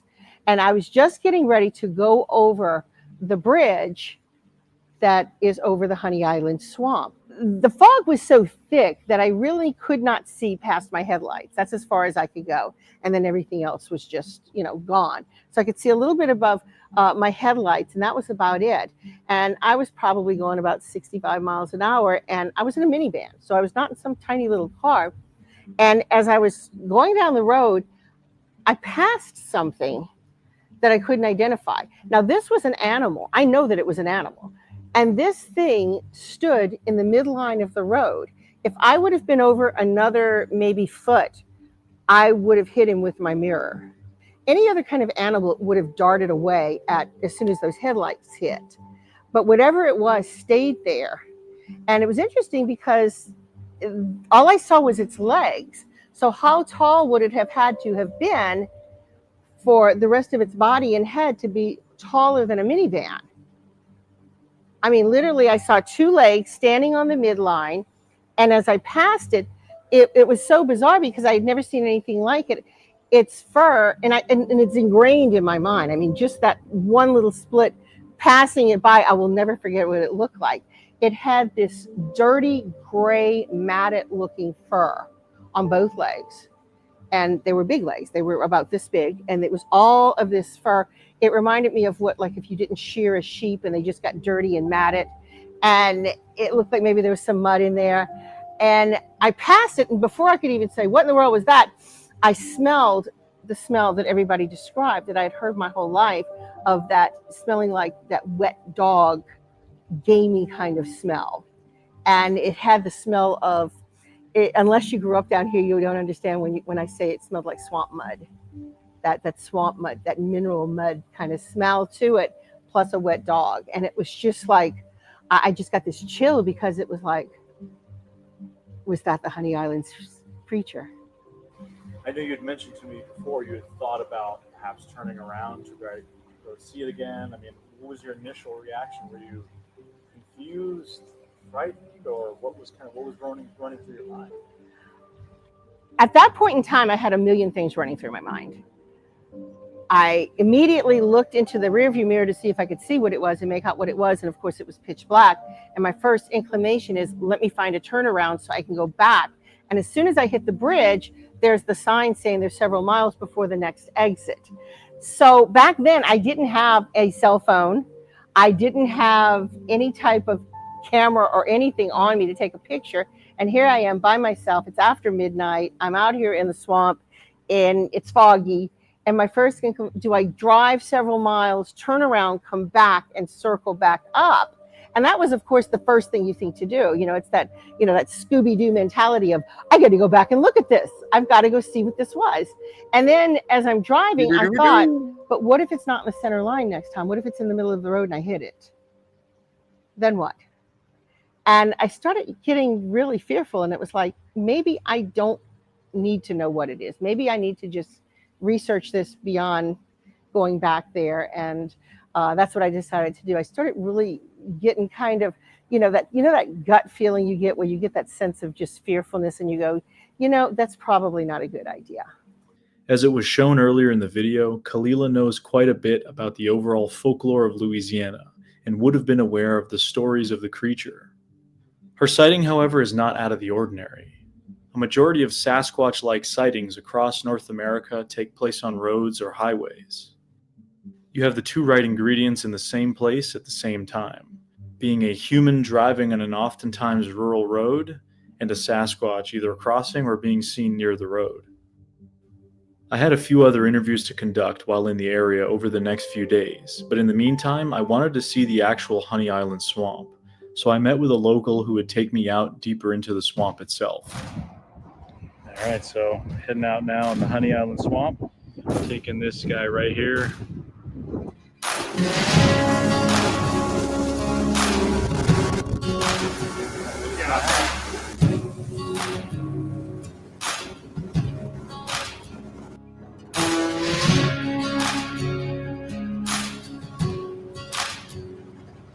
So you're saying this is the area you think where some of the original kind of sightings happened? Yeah, that's what I understood, that this Peach Lake area is where the initial first reportings and everything were seen. Peach Lake is a really, really long canal, so I'm not sure exactly where that might have been. My understanding is that he was heading out to his camping area for hunting purposes and everything else, but I'm not sure exactly where that is. Like I said, wow, Jody, that's crazy. Miles and miles. Yeah. And that was back in the 60s or the 70s? So I think there was like two sightings or something like that. One was in the 60s, and then there was something again that popped up in the early 70s, I think around 74. Okay. And that was right about the time we were moving to the area. Oh, I got you. And I can remember. Now, I don't know if the initial sighting was in the 60s and tracks were found in the 70s or what, how that. You talking about the woman they interviewed, Niles? I find it a little hard to believe too, but I don't know. We'll see. Work, but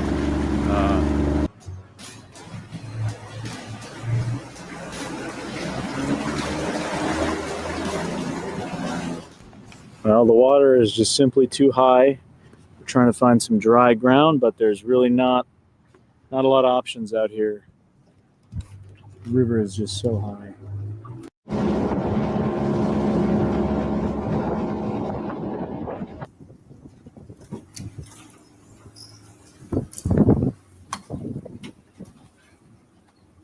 Hey, So we Ms. just Heather, stepped off good the to see you boat. tonight.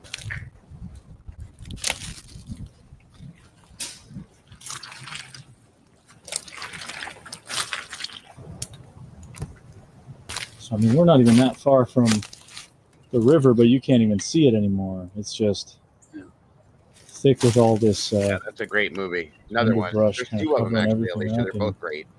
Just a lot of hog. Right here, look at that. That's a big slide right there. Kind of slid in there. Digging up here.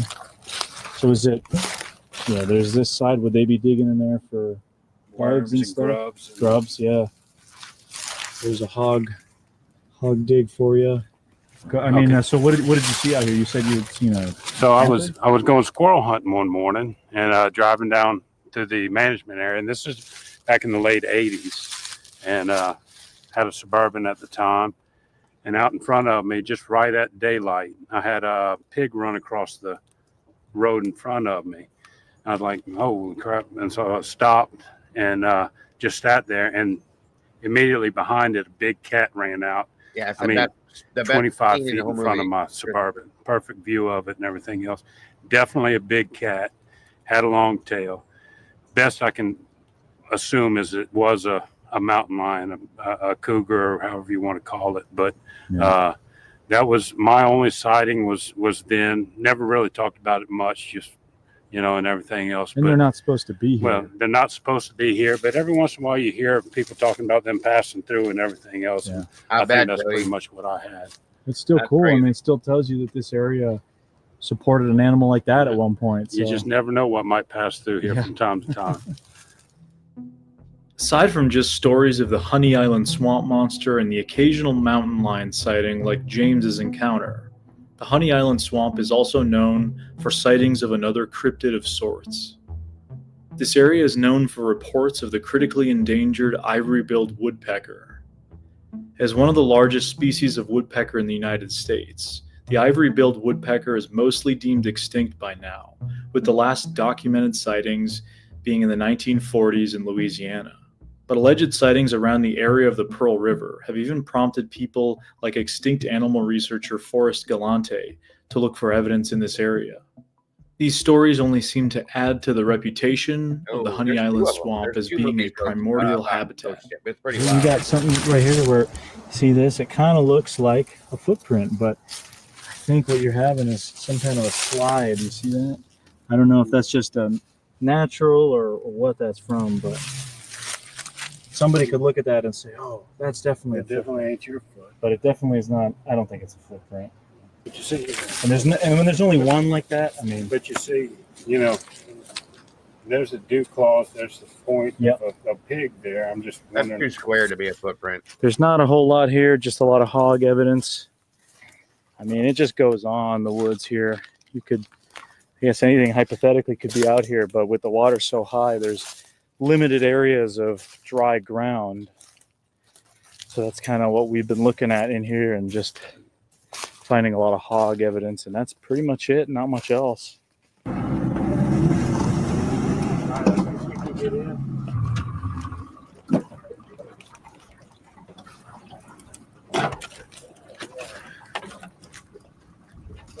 Oh, yeah.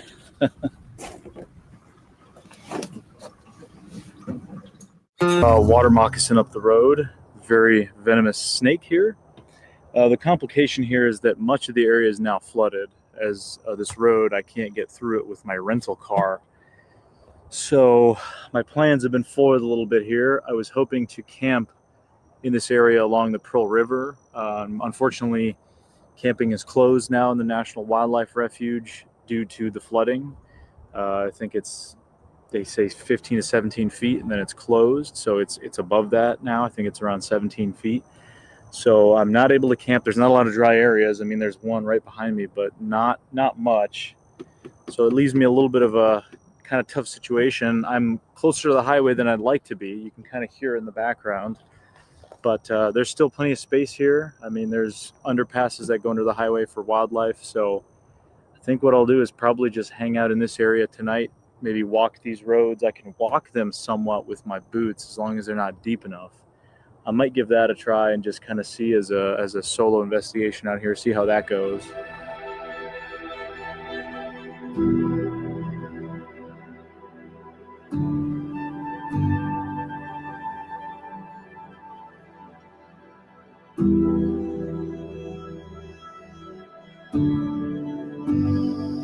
So I managed to find a different area in the Bogachita National Wildlife Refuge. It's actually a lot drier. There's a little bit of rolling hills almost here. There's actually kind of a hill behind me.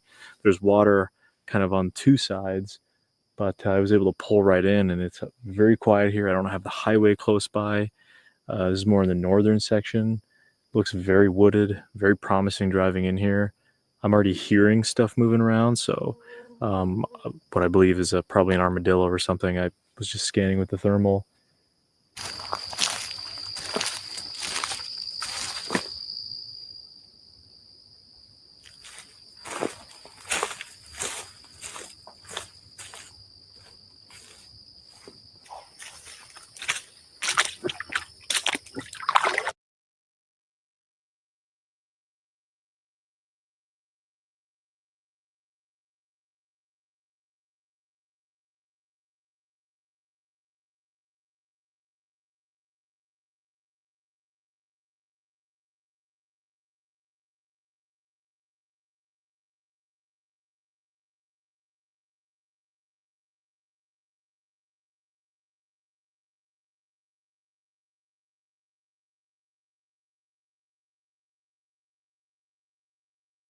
Sorry, guys. Once again, damn microphone. For those of you that are new, that just came in recently, guys, we're looking into the Honey Island Swamp Monster tonight. It's kind of a combination of like a Bigfoot and some kind of a swamp creature type thing. So, there's been sightings of this thing, supposedly. Quite a few, actually, based on the one article. And that's what we're looking into tonight. This is a documentary on it, per se. And let's see what we come up with. Thank you for joining us. I agree with you on that, Jody. There's definitely a lot more water here, in this spot at least. This is where I feel like if something were coming, I'd be able to hear it through the water, at least moving towards me. Yeah, guys, if I disappear, I will come right back. It's almost 11:22. I think I might have that partially fixed. Just heard a huge splash in that direction. Better to see if there's anything moving in there.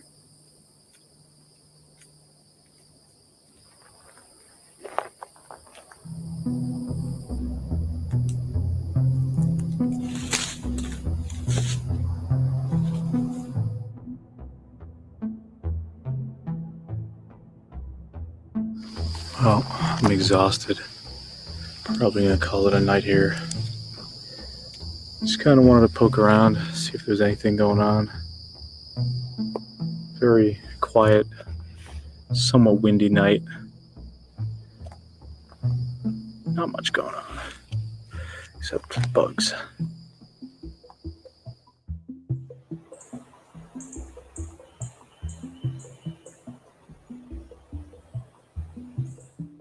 That morning, I headed for areas north of the Pearl River to meet with a local Bigfoot researcher. Prior to a sit-down interview, we met at a restaurant fittingly named the Swamp Monster in Franklinton, Louisiana. My name's Eden Boudreaux.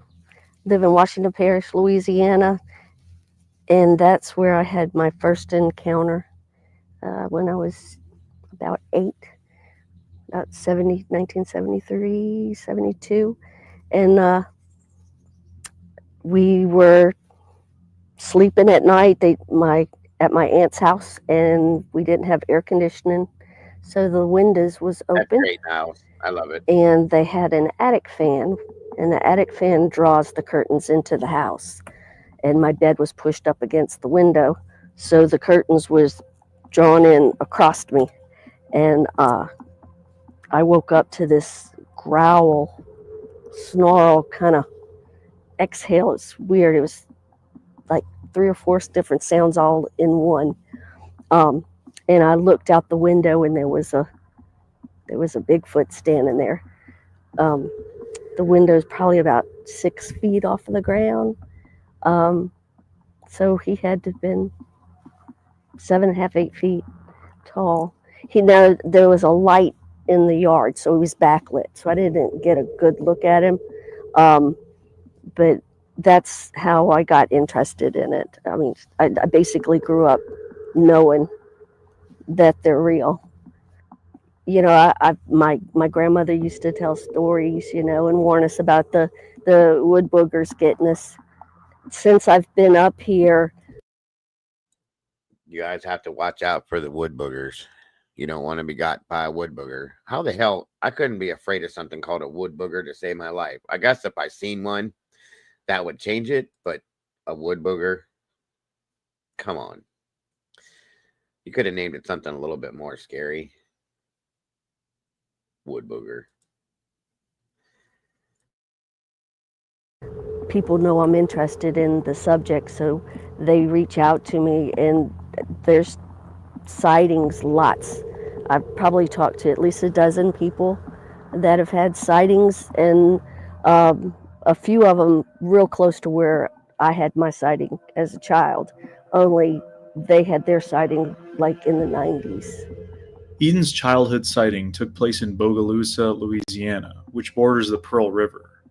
Bogalusa lies about an hour north of Slidell, Louisiana, which borders the Honey Island Swamp section of the Pearl River. This is essentially all the same continuous habitat. Well, along the Pearl.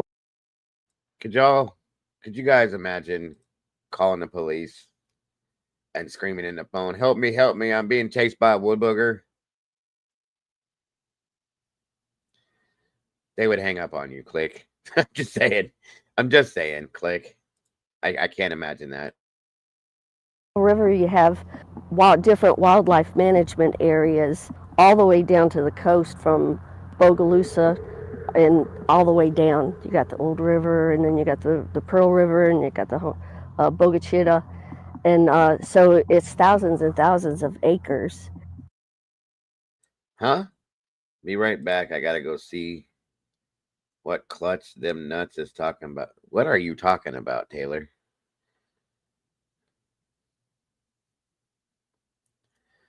I don't know what you mean with that, dear, but okay. That are just wildlife habitat. But also in Washington Parish, you have a lot of timberland that it's not open to the public. It's gated. Oh, I know what you mean. They'll lease it to hunt clubs, but you just have guys going in there a few months out of the year. So there's a lot of that too. So there's a lot of undisturbed forests. Where we currently were for the interview was near Franklinton, Louisiana, along the Bogachita River, which runs directly out of the Pearl River just north of the Honey Island Swamp.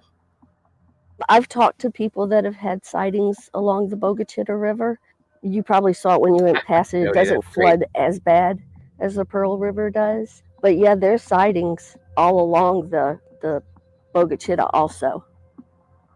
And it's the same thing. It's more along the Bogachita is privately owned land, but again, very few people have access to it, and it's mostly undeveloped. I think so. I know you mentioned a story about a friend of yours or somebody you had talked to. I think it was along the Pearl River that had the dog killed. Oh yeah, no. No, he doesn't live along the Pearl River. As a crow flies, he lives maybe 15 miles from here, down that power line. There's a power line right over there, and yeah, he grew up hearing stories about Bigfoot all along the Pearl River. His grandfather and his uncle telling him stories. So he got out there looking for stick structures and finding structures at his place and places where they could hide along his yard and watch him. And he started having problems with them. They started slapping his house. He recorded vocalizations. Wonderful. They were screaming at him.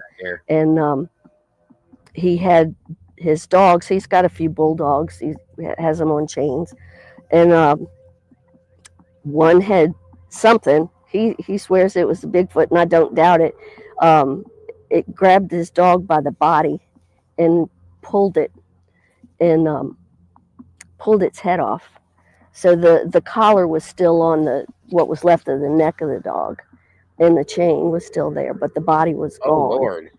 Oh, Lord. He said the head was back there about 3 days, and then the head went missing. And then he said about 3 months later, the head showed up in his yard again. So that really disturbed him. It bothered him because, it was his pet. Very true. This was one of the more extreme incidents I've heard of when it comes to the Sasquatch topic, especially with what seems like malicious intent by returning the head of the dog nearly 3 months later. This is the same power line that runs through the... Now that's something I would be a little shook up over. You go outside and you find your dog's body with no head, the chain's still connected, and then the head shows up 3 months later. Hell no. Property of my friend that dog got killed. It's the same one. Also, there's another lady, and she lives closer to Bogalusa, same power line. And she's had stuff thrown at her, and she had, something thrown at her grandson, and, she says she hears them. And she grew up on the Pearl River. And I was lucky enough, I got to speak to her mother. She passed away a year or so ago, and her mother had all kind of encounters along the Pearl River too. She said, you know, when the river would get up, she said there was a slough back behind their house, and she said she could hear it screaming sometimes all night long back up in there.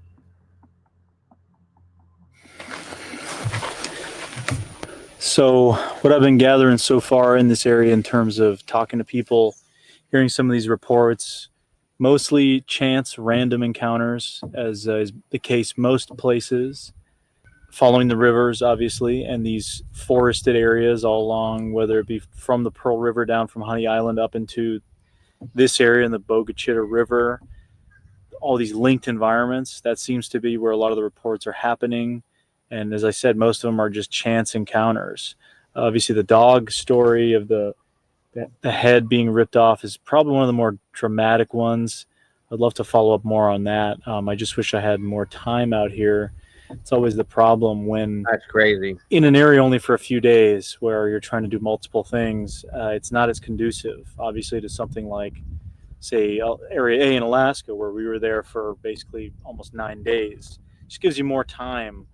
So I think a lot of these people that live in areas where they have these encounters nonstop, or they're always able to get out in the same area and research, have a little bit of a leg up.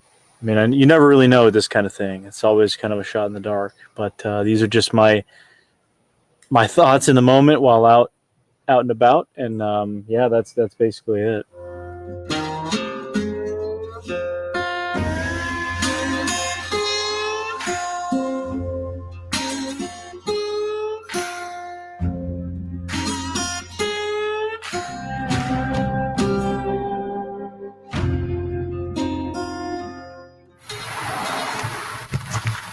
So here's a great example of the issue here in this part of Louisiana, how much of this land is actually private. So looking on the map here, just the road goes through here, but there is a ton of great forest habitat in this area, tons of logging areas. Apparently it's all controlled by logging companies, so most of it is inaccessible, which is unfortunate. So in this area, you really got to stick to basically smaller state parks and the wildlife refuges along the Pearl River, which are flooded. But I'm gonna probably try going back to that area that I was in, check that out again, and see if there's anything in that kind of area, you know, as far in as I can get some of the higher spots where there isn't as much flooding. So that's pretty much one of the best options at this point. Kind of a bummer, can't get into places like that.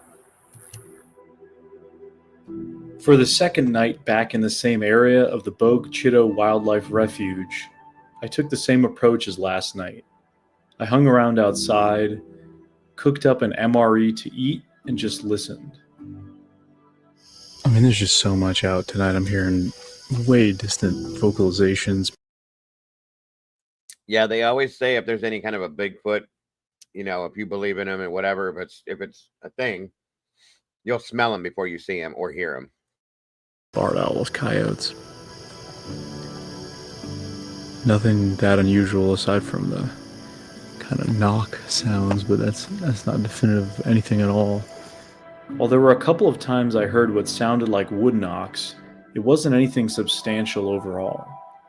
There were plenty of animals moving about in the area around me, like armadillos, which I was able to spot with the thermal camera.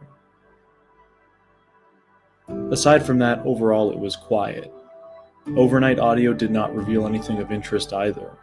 In the morning, I planned to explore the surrounding area.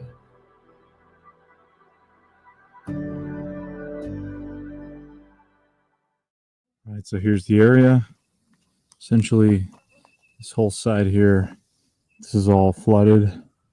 But over on this side, it's a little bit of a hill. It kind of goes up. Probably check out both sides. There's something big splash over here. Maybe it was an alligator. I didn't see anything, but heard something big splash over. I saw water movement, so I think could have been an alligator, maybe a fish.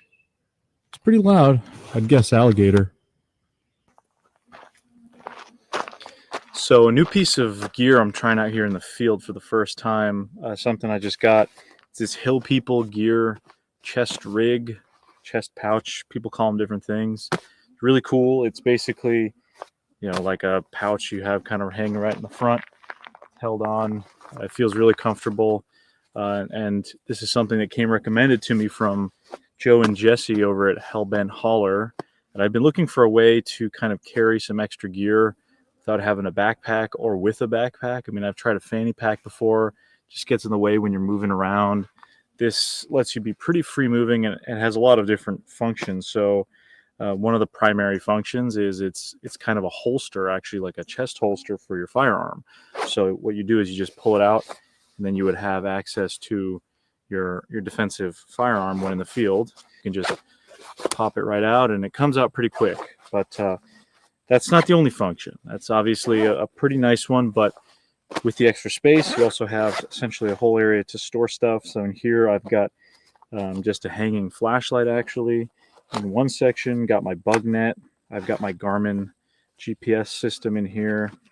I've got my Bigfoot Bushcraft fire starting kit. So we've got a whole little kit of those little fire starters. I've also got a lighter in here too. This is a ferro rod in here. So I've also got my Sawyer Squeeze mini water filter.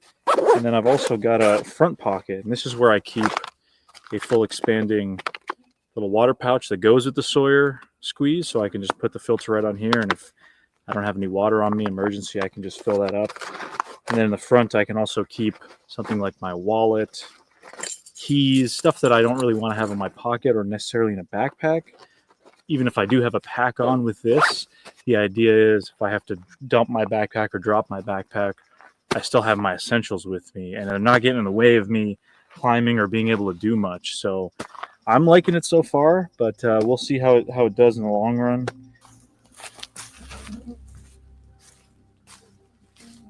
Let's go up right through here. Stuff being kicked up over here.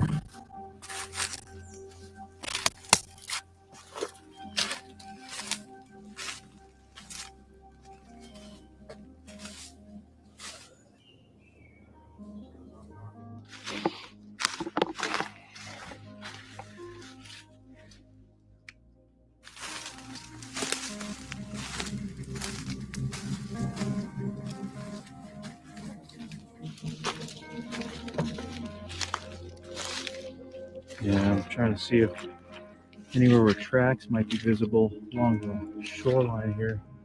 Doesn't look super likely. Well, I'm gonna ditch this camera and just stick to the GoPro for now. Helps me be a little bit mobile. Just come back and get that on my way out.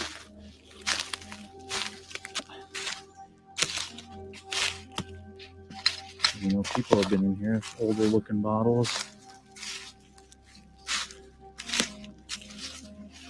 Like a jacket. A lot of this stuff may have actually been brought in. Welcome, Contessa. Wonderful to see you tonight. Thank you for joining us. Great to see you guys. RC3, great to see you. Anybody else that might be just kind of lurking out there, it's great to have you here. I appreciate you all very much for joining us for this tonight. Via flooding. I don't know if this is, assuming the water has probably gotten higher than this in the past here, so maybe a lot worse than this at certain times of year. Back at water's edge. Gotta watch every step I take. I have yet to see an alligator out here. They're out here.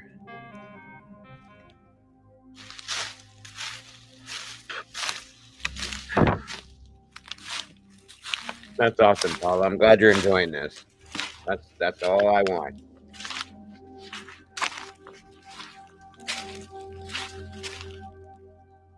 Something's been walking through here. I guess it would probably be hogs. That's kind of interesting. You know, that one looks...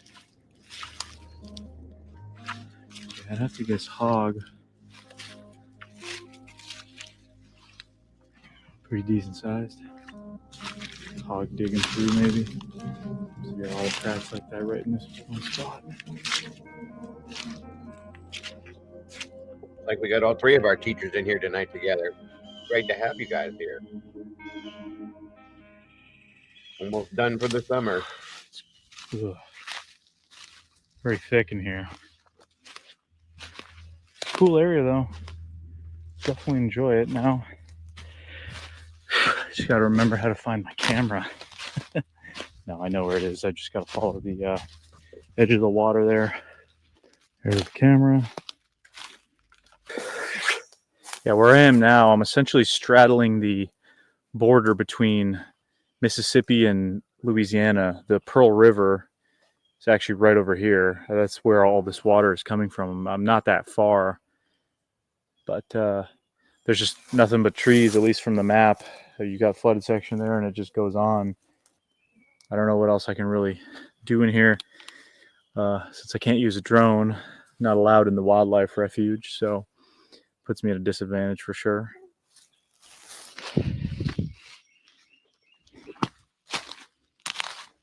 Well, just a little poking around here, nothing crazy. Nice to see there is still this pretty big chunk of dry land amongst all the flooded areas. So, you know, it's tough being able to cover any kind of ground, especially alone like this. So, coming soon. Just glad I was able to kind of get a visual for the area here since I was here last night. Yeah, I think we're still going to do that now. It's one of As I left the swamp that morning, while headed towards town, I had cell phone service. He's looking for, it's called the Honey Island Swamp Monster, RC. That's what we're looking into tonight. It's a combination of a Bigfoot type creature with I guess some kind of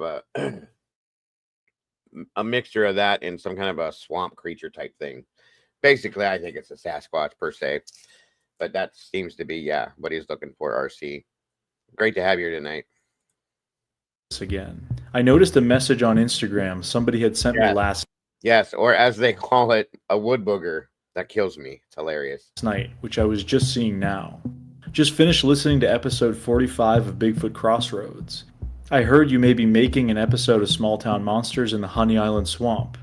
Curious if you already filmed in that location. I hunt and fish that area all the time and would love to help in any way possible. I've had a couple scary things happen while hunting the area, but no sightings. Hopefully I caught the episode in time. The podcast he was referring to was my appearance on Bigfoot Crossroads in November of 2022, it now being February. It was all but a brief mention of the Honey Island Swamp. Do you got any big projects on the horizon? As I mentioned with some of my bucket list locations, there's always places we're trying to go to. In the wintertime, we usually focus down south. So as I said, we'll be going back to Florida, maybe doing some other locations. Oh, are you leaving, Tandy? Like you're not going back next year? Oh, wow. Gotcha. Yeah, it is. Yes, it is. Oh, I got you. Yeah, the drive you got to make. I understand completely, Tandy. Good. I'm glad to hear that for you. Cap says there's a couple of Bigfoot researchers found a few months ago dead in the woods a few months ago. Yeah, I heard that story too. I didn't know exactly where it was, but yes, I've heard that. That's pretty wild. In the south, Honey Island Swamp, stuff like that. The timing of his message blew me away. He could have sent that a few days or even weeks later, and I would have already have been done filming in Louisiana. So I ended up giving the man named Dave a call, and he had some interesting stories to share. We eventually met up in the evening and headed into an area he had experienced some strange things in the swamp. We're currently out here. We're with Dave. You cool with me calling you Dave? Yeah, Dave. Yeah. We're here with Dave. Was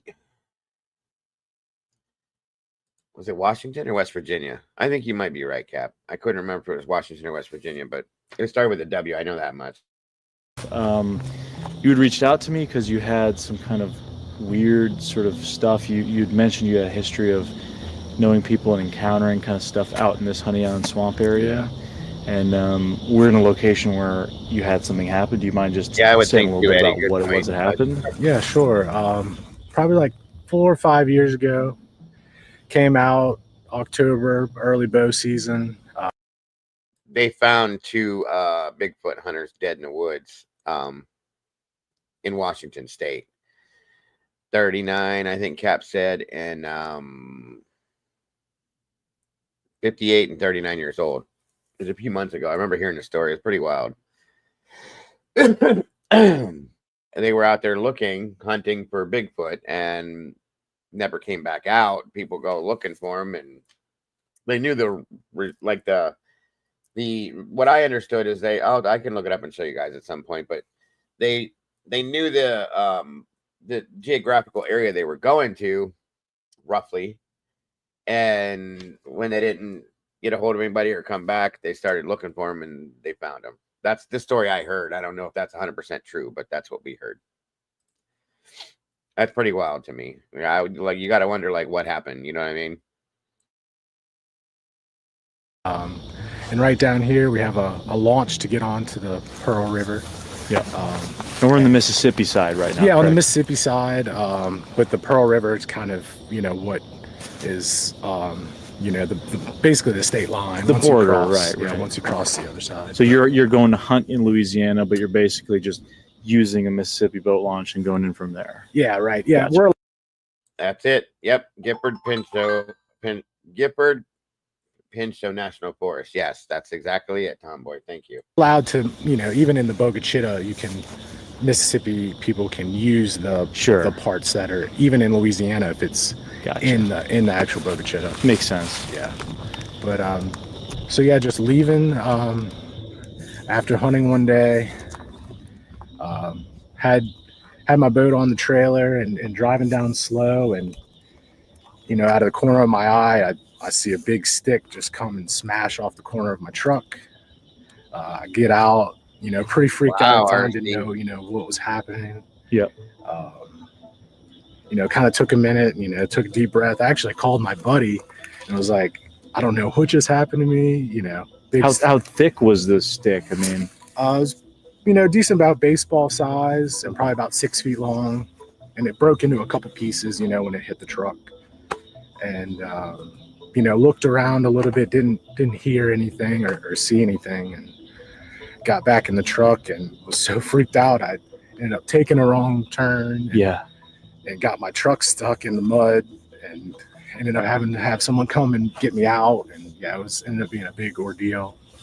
was that like the first kind of weird thing you'd experienced out here? Yeah, for sure. Okay. And that was kind of at the beginning time when I was really hunting a lot. I kind of got into hunting later in life. Sure.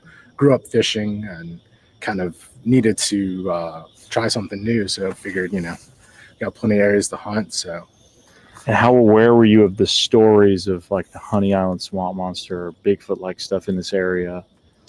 At that time, somewhat familiar. I had some stories kind of passed on through my uncle growing up, but really only thought that they were kind of, just your typical scary stories that you tell younger kids. And he always told me, no, it's out there, And do you mind talking a little bit about some of your uncle's stories? Yeah. He always said that he spent, more time in the swamp than, really anybody else. And he knew it, like the back of his hand. He would build tree stands and sleep overnight, in the swamp. So I can't really imagine, all the things that he heard. And, so, one of the main stories that he would tell me was he would go to, the end of old Highway 11 in the Pearl River, and there used to be a bridge that crossed over into Mississippi, but it got washed out, years before then. And he would go and make a call, and I don't know if it was every time, but he had several times where something would respond and kind of come to the bank of the river. Thank you for being here, Contessa. I appreciate you. Maybe knock over some trees or, have like a type of aggressive display of, kind of aggression. Right. And so he would actually do this call and this thing would respond and then move towards him? Yeah. Like, I don't know if, there was some sort of like understanding there that they had, kind of knew that, or if it was just, the creature just thinking it was a Bigfoot and coming, to him. Right. Right. Not really, I don't really remember exactly, how many times he did that, but I know it was several times. And one time he brought my aunt out, and she said she'll never go back in the woods after that, or at least in the Honey Island Swamp. Wow. So she experienced kind of the same thing with him? Yeah. And she said something's out there. It's not something that we know about, that's for sure. Wow. And then what was the time range between when he was out there and kind of when the incident with your aunt? Like, what was that going on? So he mainly his stories were from the 80s that he was spending time out there a lot, but with her, it was in the early 2000s that they went back. Interesting. Okay. Was that before? Would it have been before or after Katrina? Before. You had told me off camera earlier that the call, you said it sounded almost like there was primate-like notes to it, the way you heard it. Yeah, I mean, it was kind of it wasn't a elongated call. It was more of just like that kind of chimpanzee, like what you would typically think as like a monkey, like a right. It would start out there and build and build and build till he was screaming his head off. And your uncle would actually do this for you so you could hear it. Yeah, several times. And one time actually he got kicked out of the house for it, because my grandmother got so mad at him and told him that he was never supposed to do that, around her. And then you've had something else. You've actually heard calls out here as well, right? When you took a friend hunting, correct? No calls exactly. Or you had some kind of. What was the incident where you had with you said you took a buddy out hunting? Yeah. So last season, took my buddy out duck hunting in the Honey Island.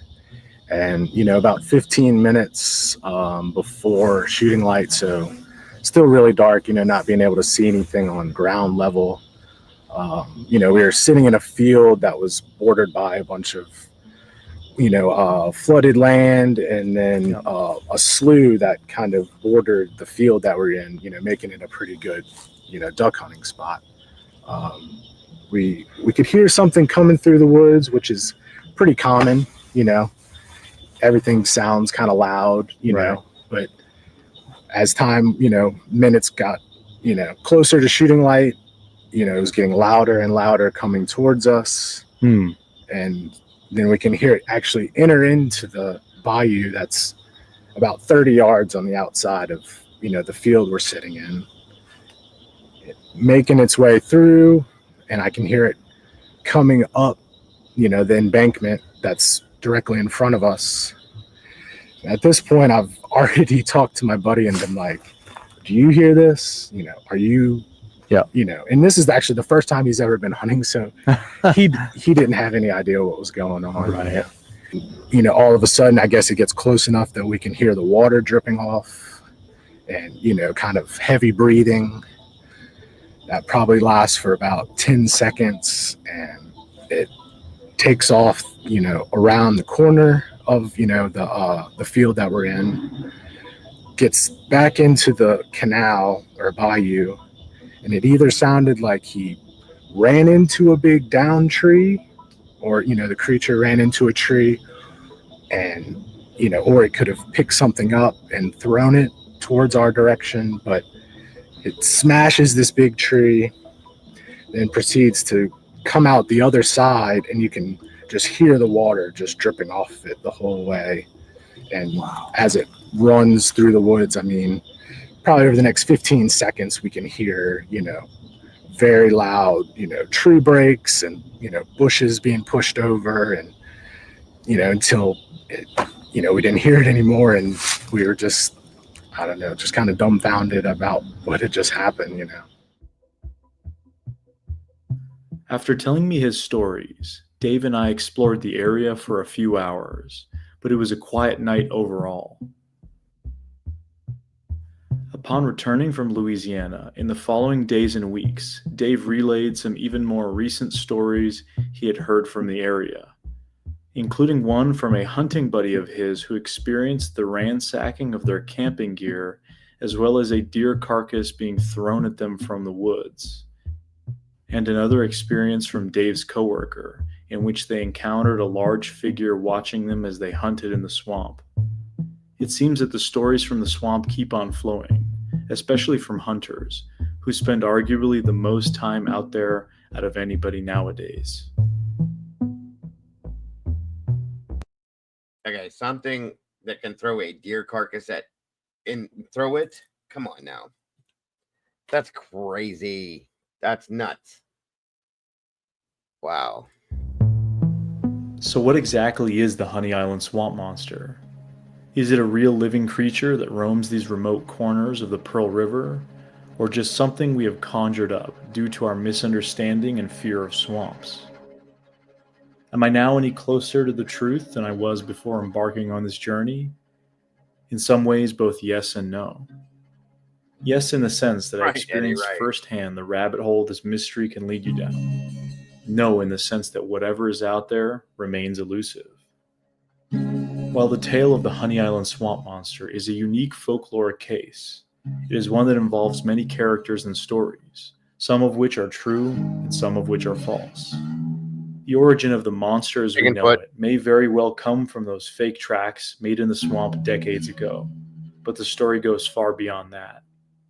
As I experienced myself, the encounters continue to this day, and in a much wider context along the Pearl River and its offshoots, placing the Honey Island swamp monster within the overall Louisiana Sasquatch mystery. Regardless if you believe in the monster or not, it's the Honey Island swamp itself that plays the largest role in this tale.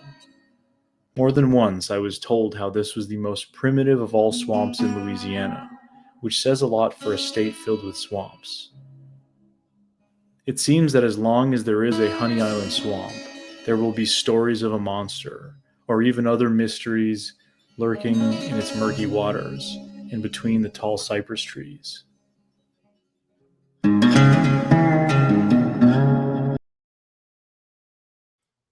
All right, so that's the Honey Island. The stories about, I'm sorry, the Honey Island swamp monster there. And hold on a minute here.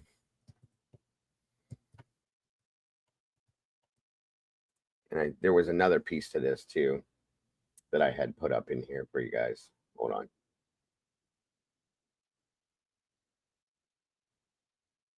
Wait, you're gonna see this? Oh yeah, these were a few other people that um live in this area. Sorry.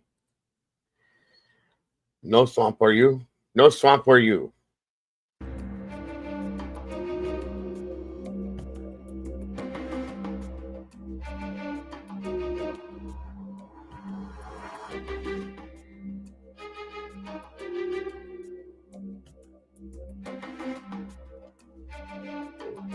A little bit more talk about some people on it.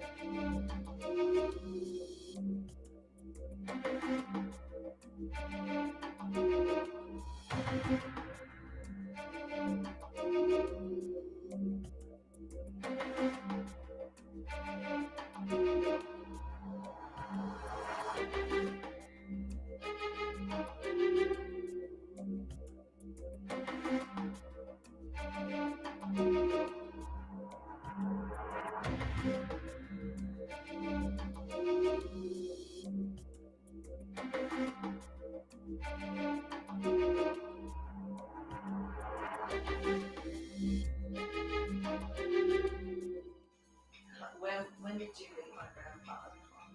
Originally, it was in the mid to late 70s. I was writing a column for the Daily Sun called Adventures in the Unknown. I was in junior high school. I was a very impressionable young man, and Harlan Ford was my Indiana Jones. I wanted to be like this man. I was very impressed by him. And in later years, I asked, I think, probing questions. I don't know, Lisa. Did you ever hear about their baiters? Florida Baders. You know what those are? You never heard of a Florida Bader?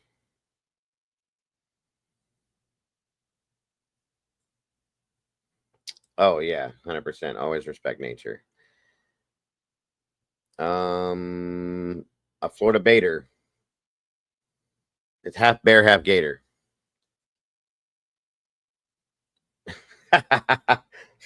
I'm just kidding. I'm just kidding. She said, nope.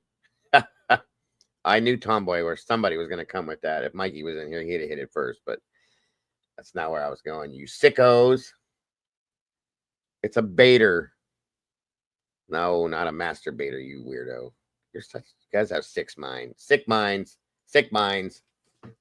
I was just making a joke about the half bear, half gator story. It was somebody told me that a long time ago, and I lived down there. Like, watch out for the baiters, and I was like, "The hell's a baiter?"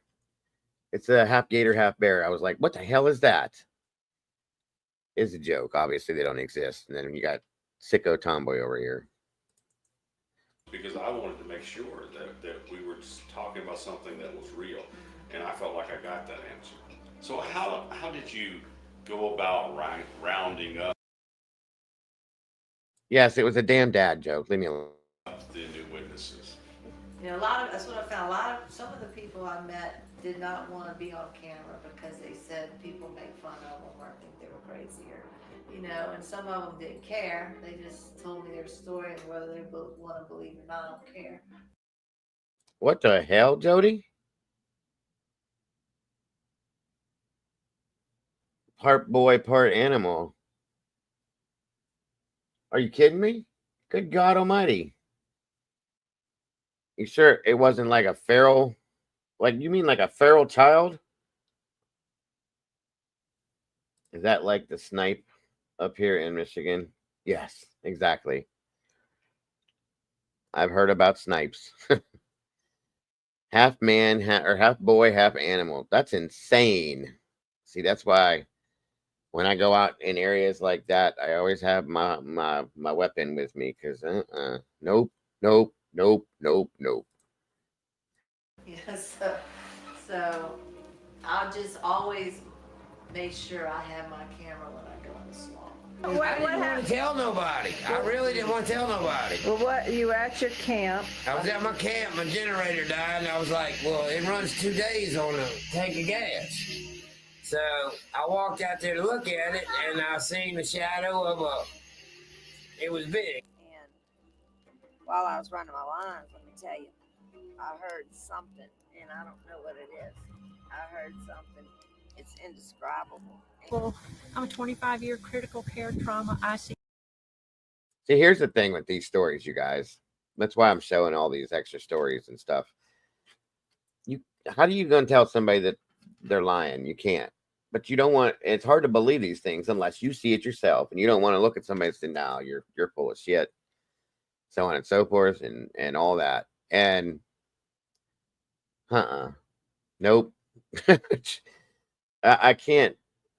And because here's the thing: is that if I were to see something like this, and then I'm out here telling a story, I wouldn't want nobody calling me a liar. That's why that dude said he didn't even want to tell nobody, because you feel stupid. Like, ain't nobody gonna believe me anyway. What's the point? You know what I mean? You don't even know what to call it, right? That's funny. You nurse. But this scared me. I don't know what this was. This scared me. I was face to face with, I didn't know if it was man or beast. You know, it makes you wonder about what kind of a body. Does it make a deeper, soul than toes? Notice the toes go down. And you know what? They got something out there, but nobody want to talk about it too much. A lot of people don't think that the Honey Island Swamp Monster is real, but I know it's out there. That was a circus train came through Honey Island Swamp, and this train derailed with a lot of different animals and stuff on it. They never caught all the animals. You think that people would be scared to go out there at night? About 80% of them would, if they knew what was out there. I drew down on it with that gun, and I was pointing. Then I got scared. I'm like, Lord, I put 3. Why do all these guys look like Kenny Rogers? Every damn one of these guys almost have looked like Kenny Rogers. Like the last 4 guys, except for the black dude, they all look like Kenny Rogers. Everyone, look. If I were to go back, you'd notice what I'm talking about. Look at this. This guy. Where's he at? Where's the other guy? Not him. Not him. Oh, there was like 3 of them that they all kind of looked like Kenny Rogers. It's hilarious. Well, yeah, he was the shit. I agree. This guy really looks like him. Shells in my hand. I said, I don't want to shoot it until I see exactly what it is. You don't mess with him, he ain't gonna mess with you. You know, just leave him alone. There's another one. That's Kenny Rogers Part 2. It was standing up, walking on 2 feet. Walking. It was waiting across the canal. We was sat back floating. The stench, it was like almost like a daggone. Who's that? Who? Anybody know who this is? This Cassie person? Welcome, Cassie person. Good to see you tonight. Thanks for joining us. We would say you have to catch it in the bone. You guys are silly. Wet dog type smell. And it scared the hell out of me. And that's the point.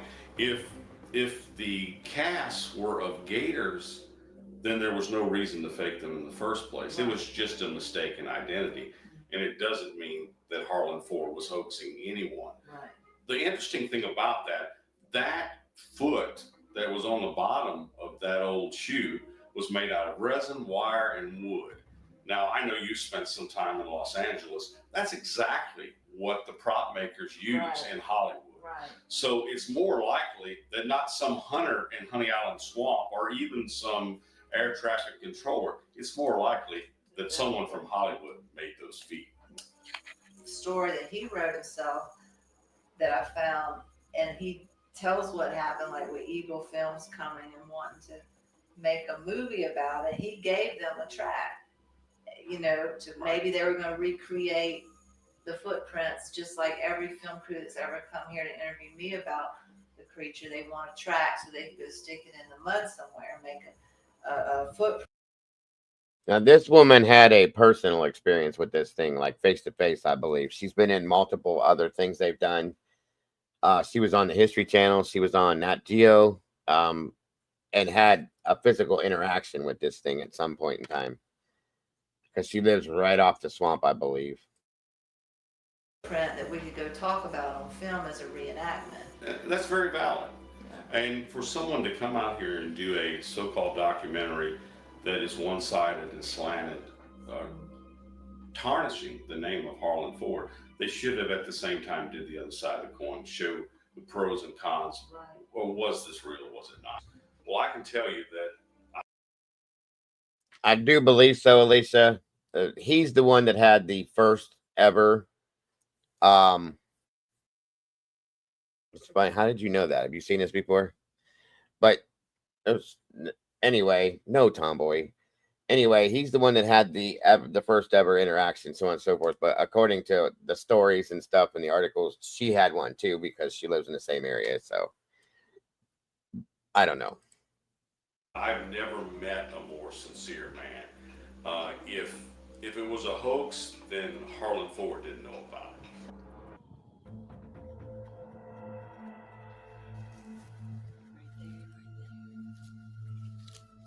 Then I heard some noise. Came out here when the sun rose, and my dogs were barking a lot last night, so I think that maybe something was out here last night. Wow. I'm gonna stay out here with you tonight. We're gonna see if we can hear him again. Sounds good. See what else we can find.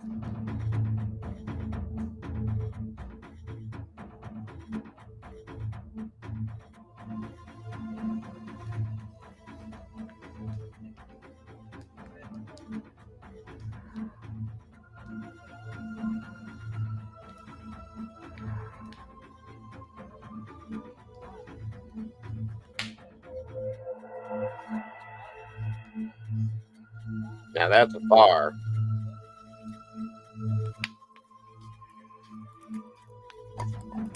Did you hear that, Dana? Turned on the light, that's what I heard the other window.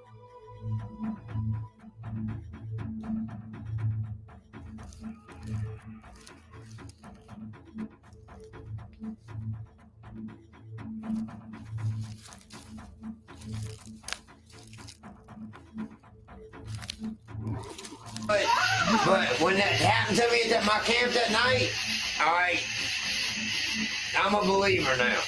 That's all I can say.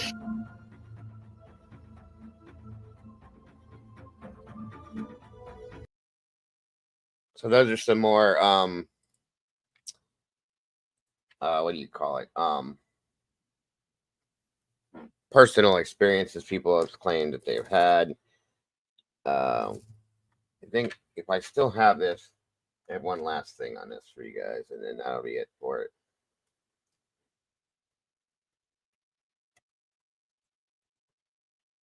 One second.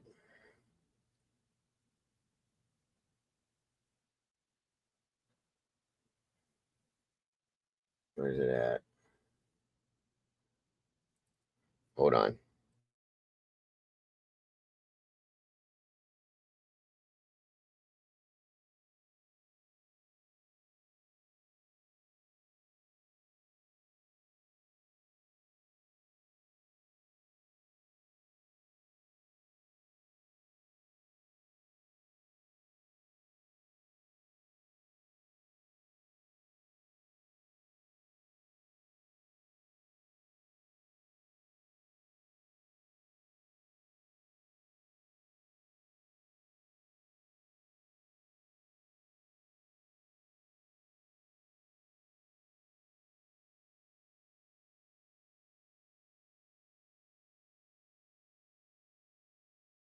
All right, so this next piece here, this is Billy Mills, and he's the guy that was with Harlan Ford when they had the encounter with this swamp monster situation here. Sorry, guys, hold on a minute.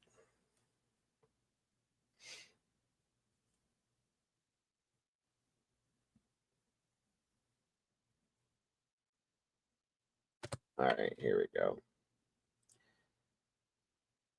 This was Harlan's partner that was part of that situation.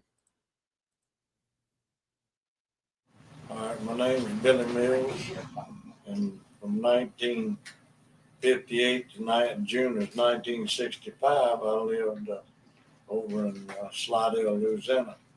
Harlan Ford and I worked together, and we hunted together. We had two different camps up on Pearl River, and we were up by Tallahassee, and would go up and drive up to the lateral canal, take a boat and go across, and then walk through the woods to the camp, and which was on the West Pearl, right above Bradley Slough.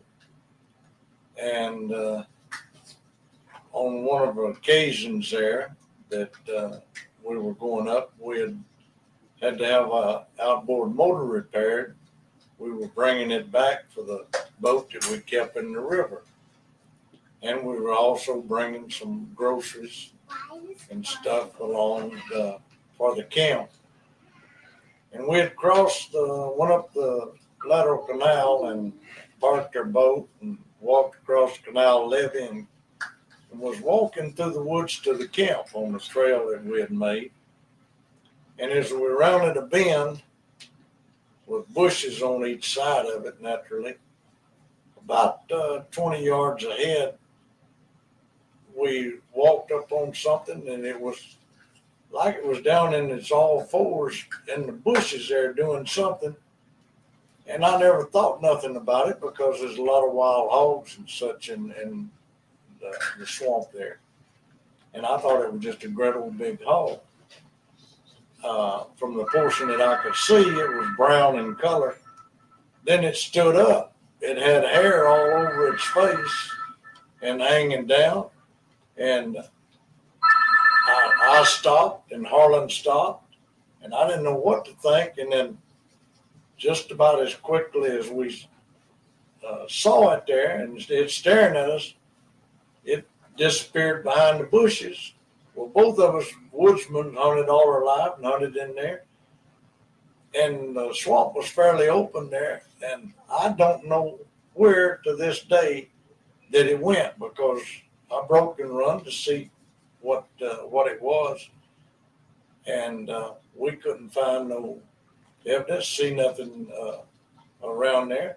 We never looked up in the trees, so that's one thing we didn't do.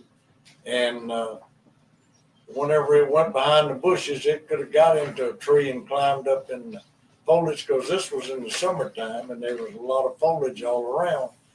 And we never thought about looking up in the tree. Then later on, we were hunting in the fall.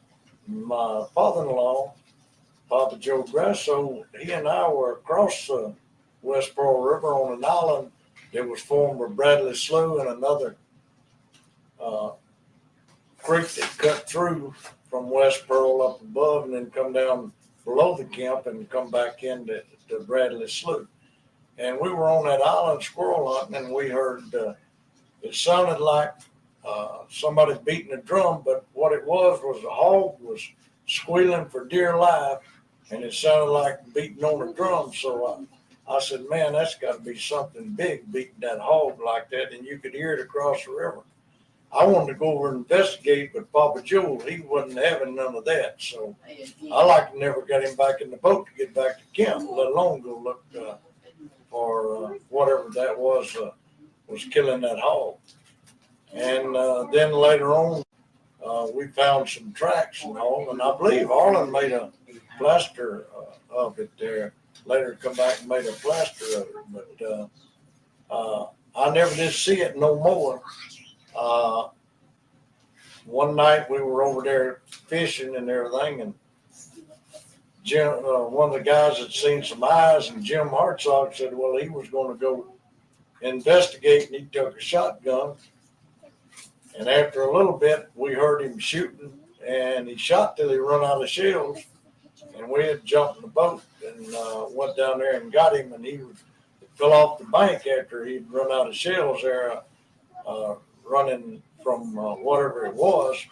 And he was scared half to death. And it took us for an hour or so to get him calmed down. And Mr. Jim wasn't somebody that you could scare. He was fought in World War II. He was a fighter pilot and been in there. And I never seen him scared of nothing, but he was certainly scared of whatever it was that night.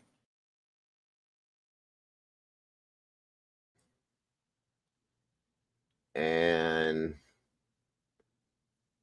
I thought I had the... Oh, yeah, this was the other thing. There was children that went missing. Hold on.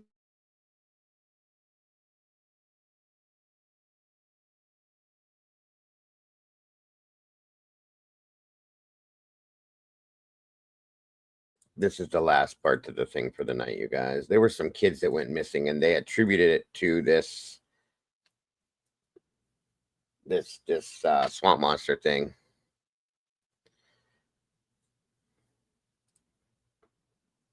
All right.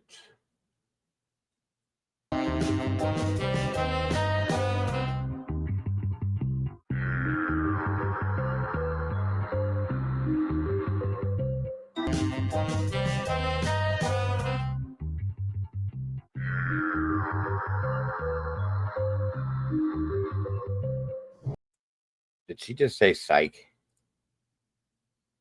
She did. I heard it. She said psych. What the hell is he talking about? What the hell is somebody going to confuse with a human? That's a creature. Well, I mean, that bear does kind of have a... Am I wrong, or does that bear kind of have a human-looking face? What the hell? What is up with that shit? That's weird. Anyway, seriously, like, what the hell that lives in this swamp is gonna look like a human, guys? Hey, Misty, good to see you. I'm mad because I can't be as cool as him. You got me. 100%, at least you got me. Jody. Jody, I love it. I love it.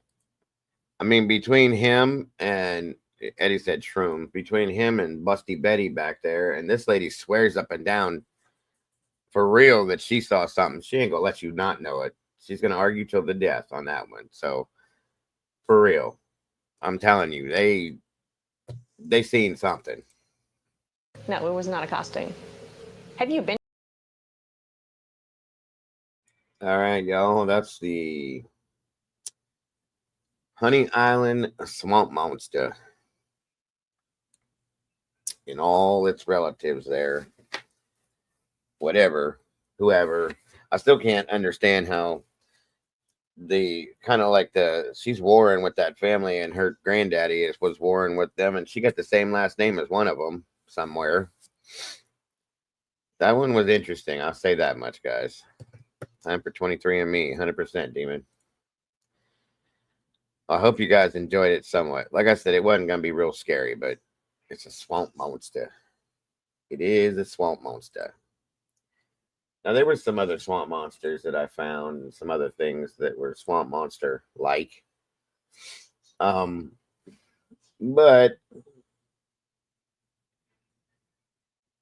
I found that there were...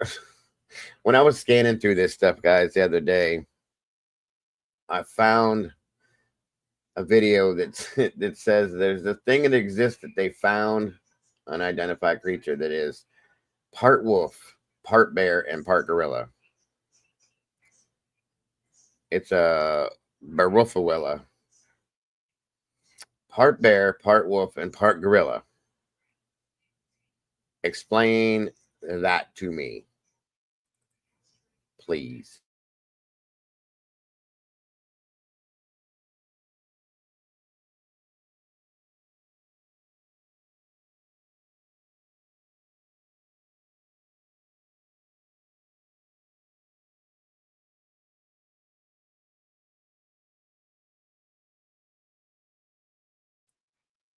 Part bear, part wolf, part gorilla. It's linked to fatal attacks of people. Bearwolfarilla. Bearwolfarilla. Man bear pig. Man bear pig. Man bear pig. It's what it says, y'all. It's a video. It exists. Wolfarilla. Yes. I was like, what the hell are these people doing out in these areas? Bearlilla. That's it. It's called a bearlilla. Bearlilla. I should let you guys see what they are trying to see. It's late again. We've been here almost 4 hours, but if not, I'd show it to you. It's really kind of...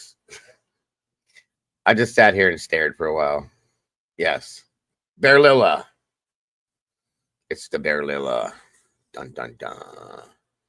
Wouldn't it be, though, Jody? I was thinking about that, too. Like, bear, wolf, gorilla.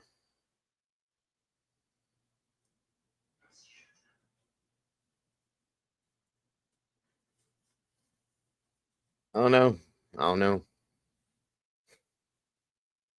Mrs. Dago just scared the shit out of you. Oh, yeah. Nobody's been in this house for hours. They just came back. They went to see a concert. Him and her and Caden. I stayed here with y'all. Don't forget, guys, about the cryptid, Kentucky's cryptid dogman werewolf. That exists too. You don't want to come in contact with a bearlilla.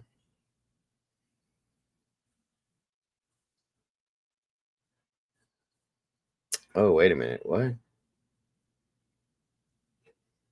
Hold up. Before you guys go anywheres.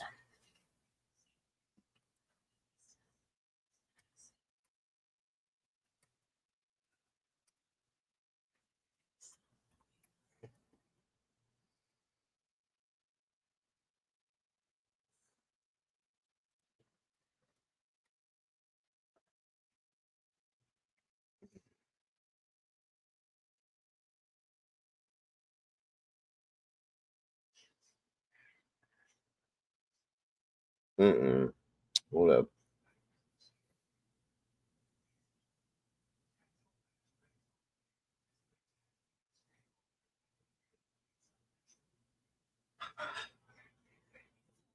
Nope. Nope. There's no updates. I was checking up on the kids to see if they found them or if there's any updates. There's nothing. That one guy looks like a musician, kind of like a singer from Ram Jam. Oh, Black Betty. Oh, Black Betty. Yeah, he does look like Greg Allman. He does. That's funny, though. Eddie got a sense of humor tonight. You've been funny as hell, dude. I'm glad you enjoyed yourself, Niles. Well, good night there, Tandy. I'm glad you enjoyed yourself tonight in the chat there. Talking about your snipe hunting. Go on, Black Betty. Go on, Black Betty. Ramajam. Go on, Black Betty. Bambalance. Go on, Black Betty. Bambalance. Yes.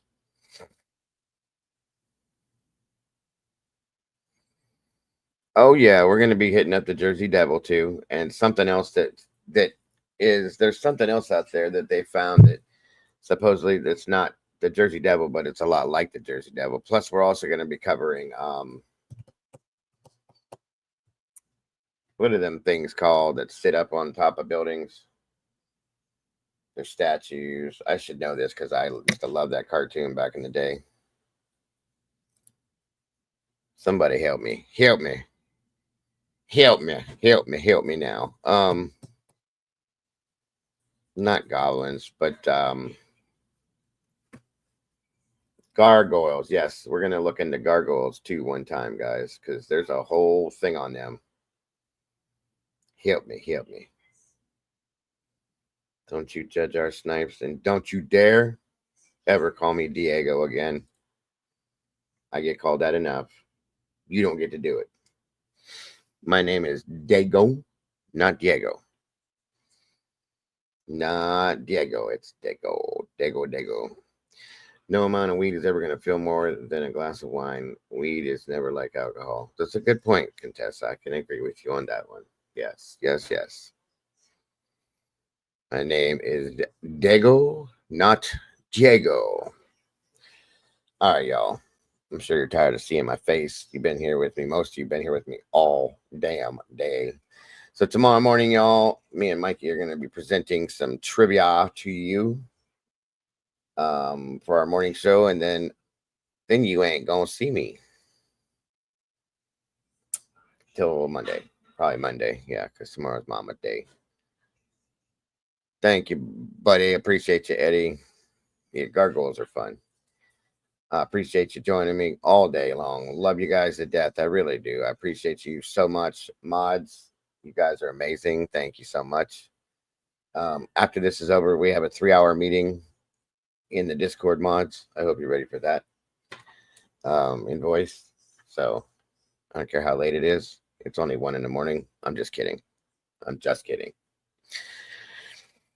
No, you won't see me after tomorrow's morning show after that, because I got to go cook and clean and rub feet and back and all sorts of fun things. So you know how that goes. Have a great night, folks. And don't forget to love yourselves, love each other.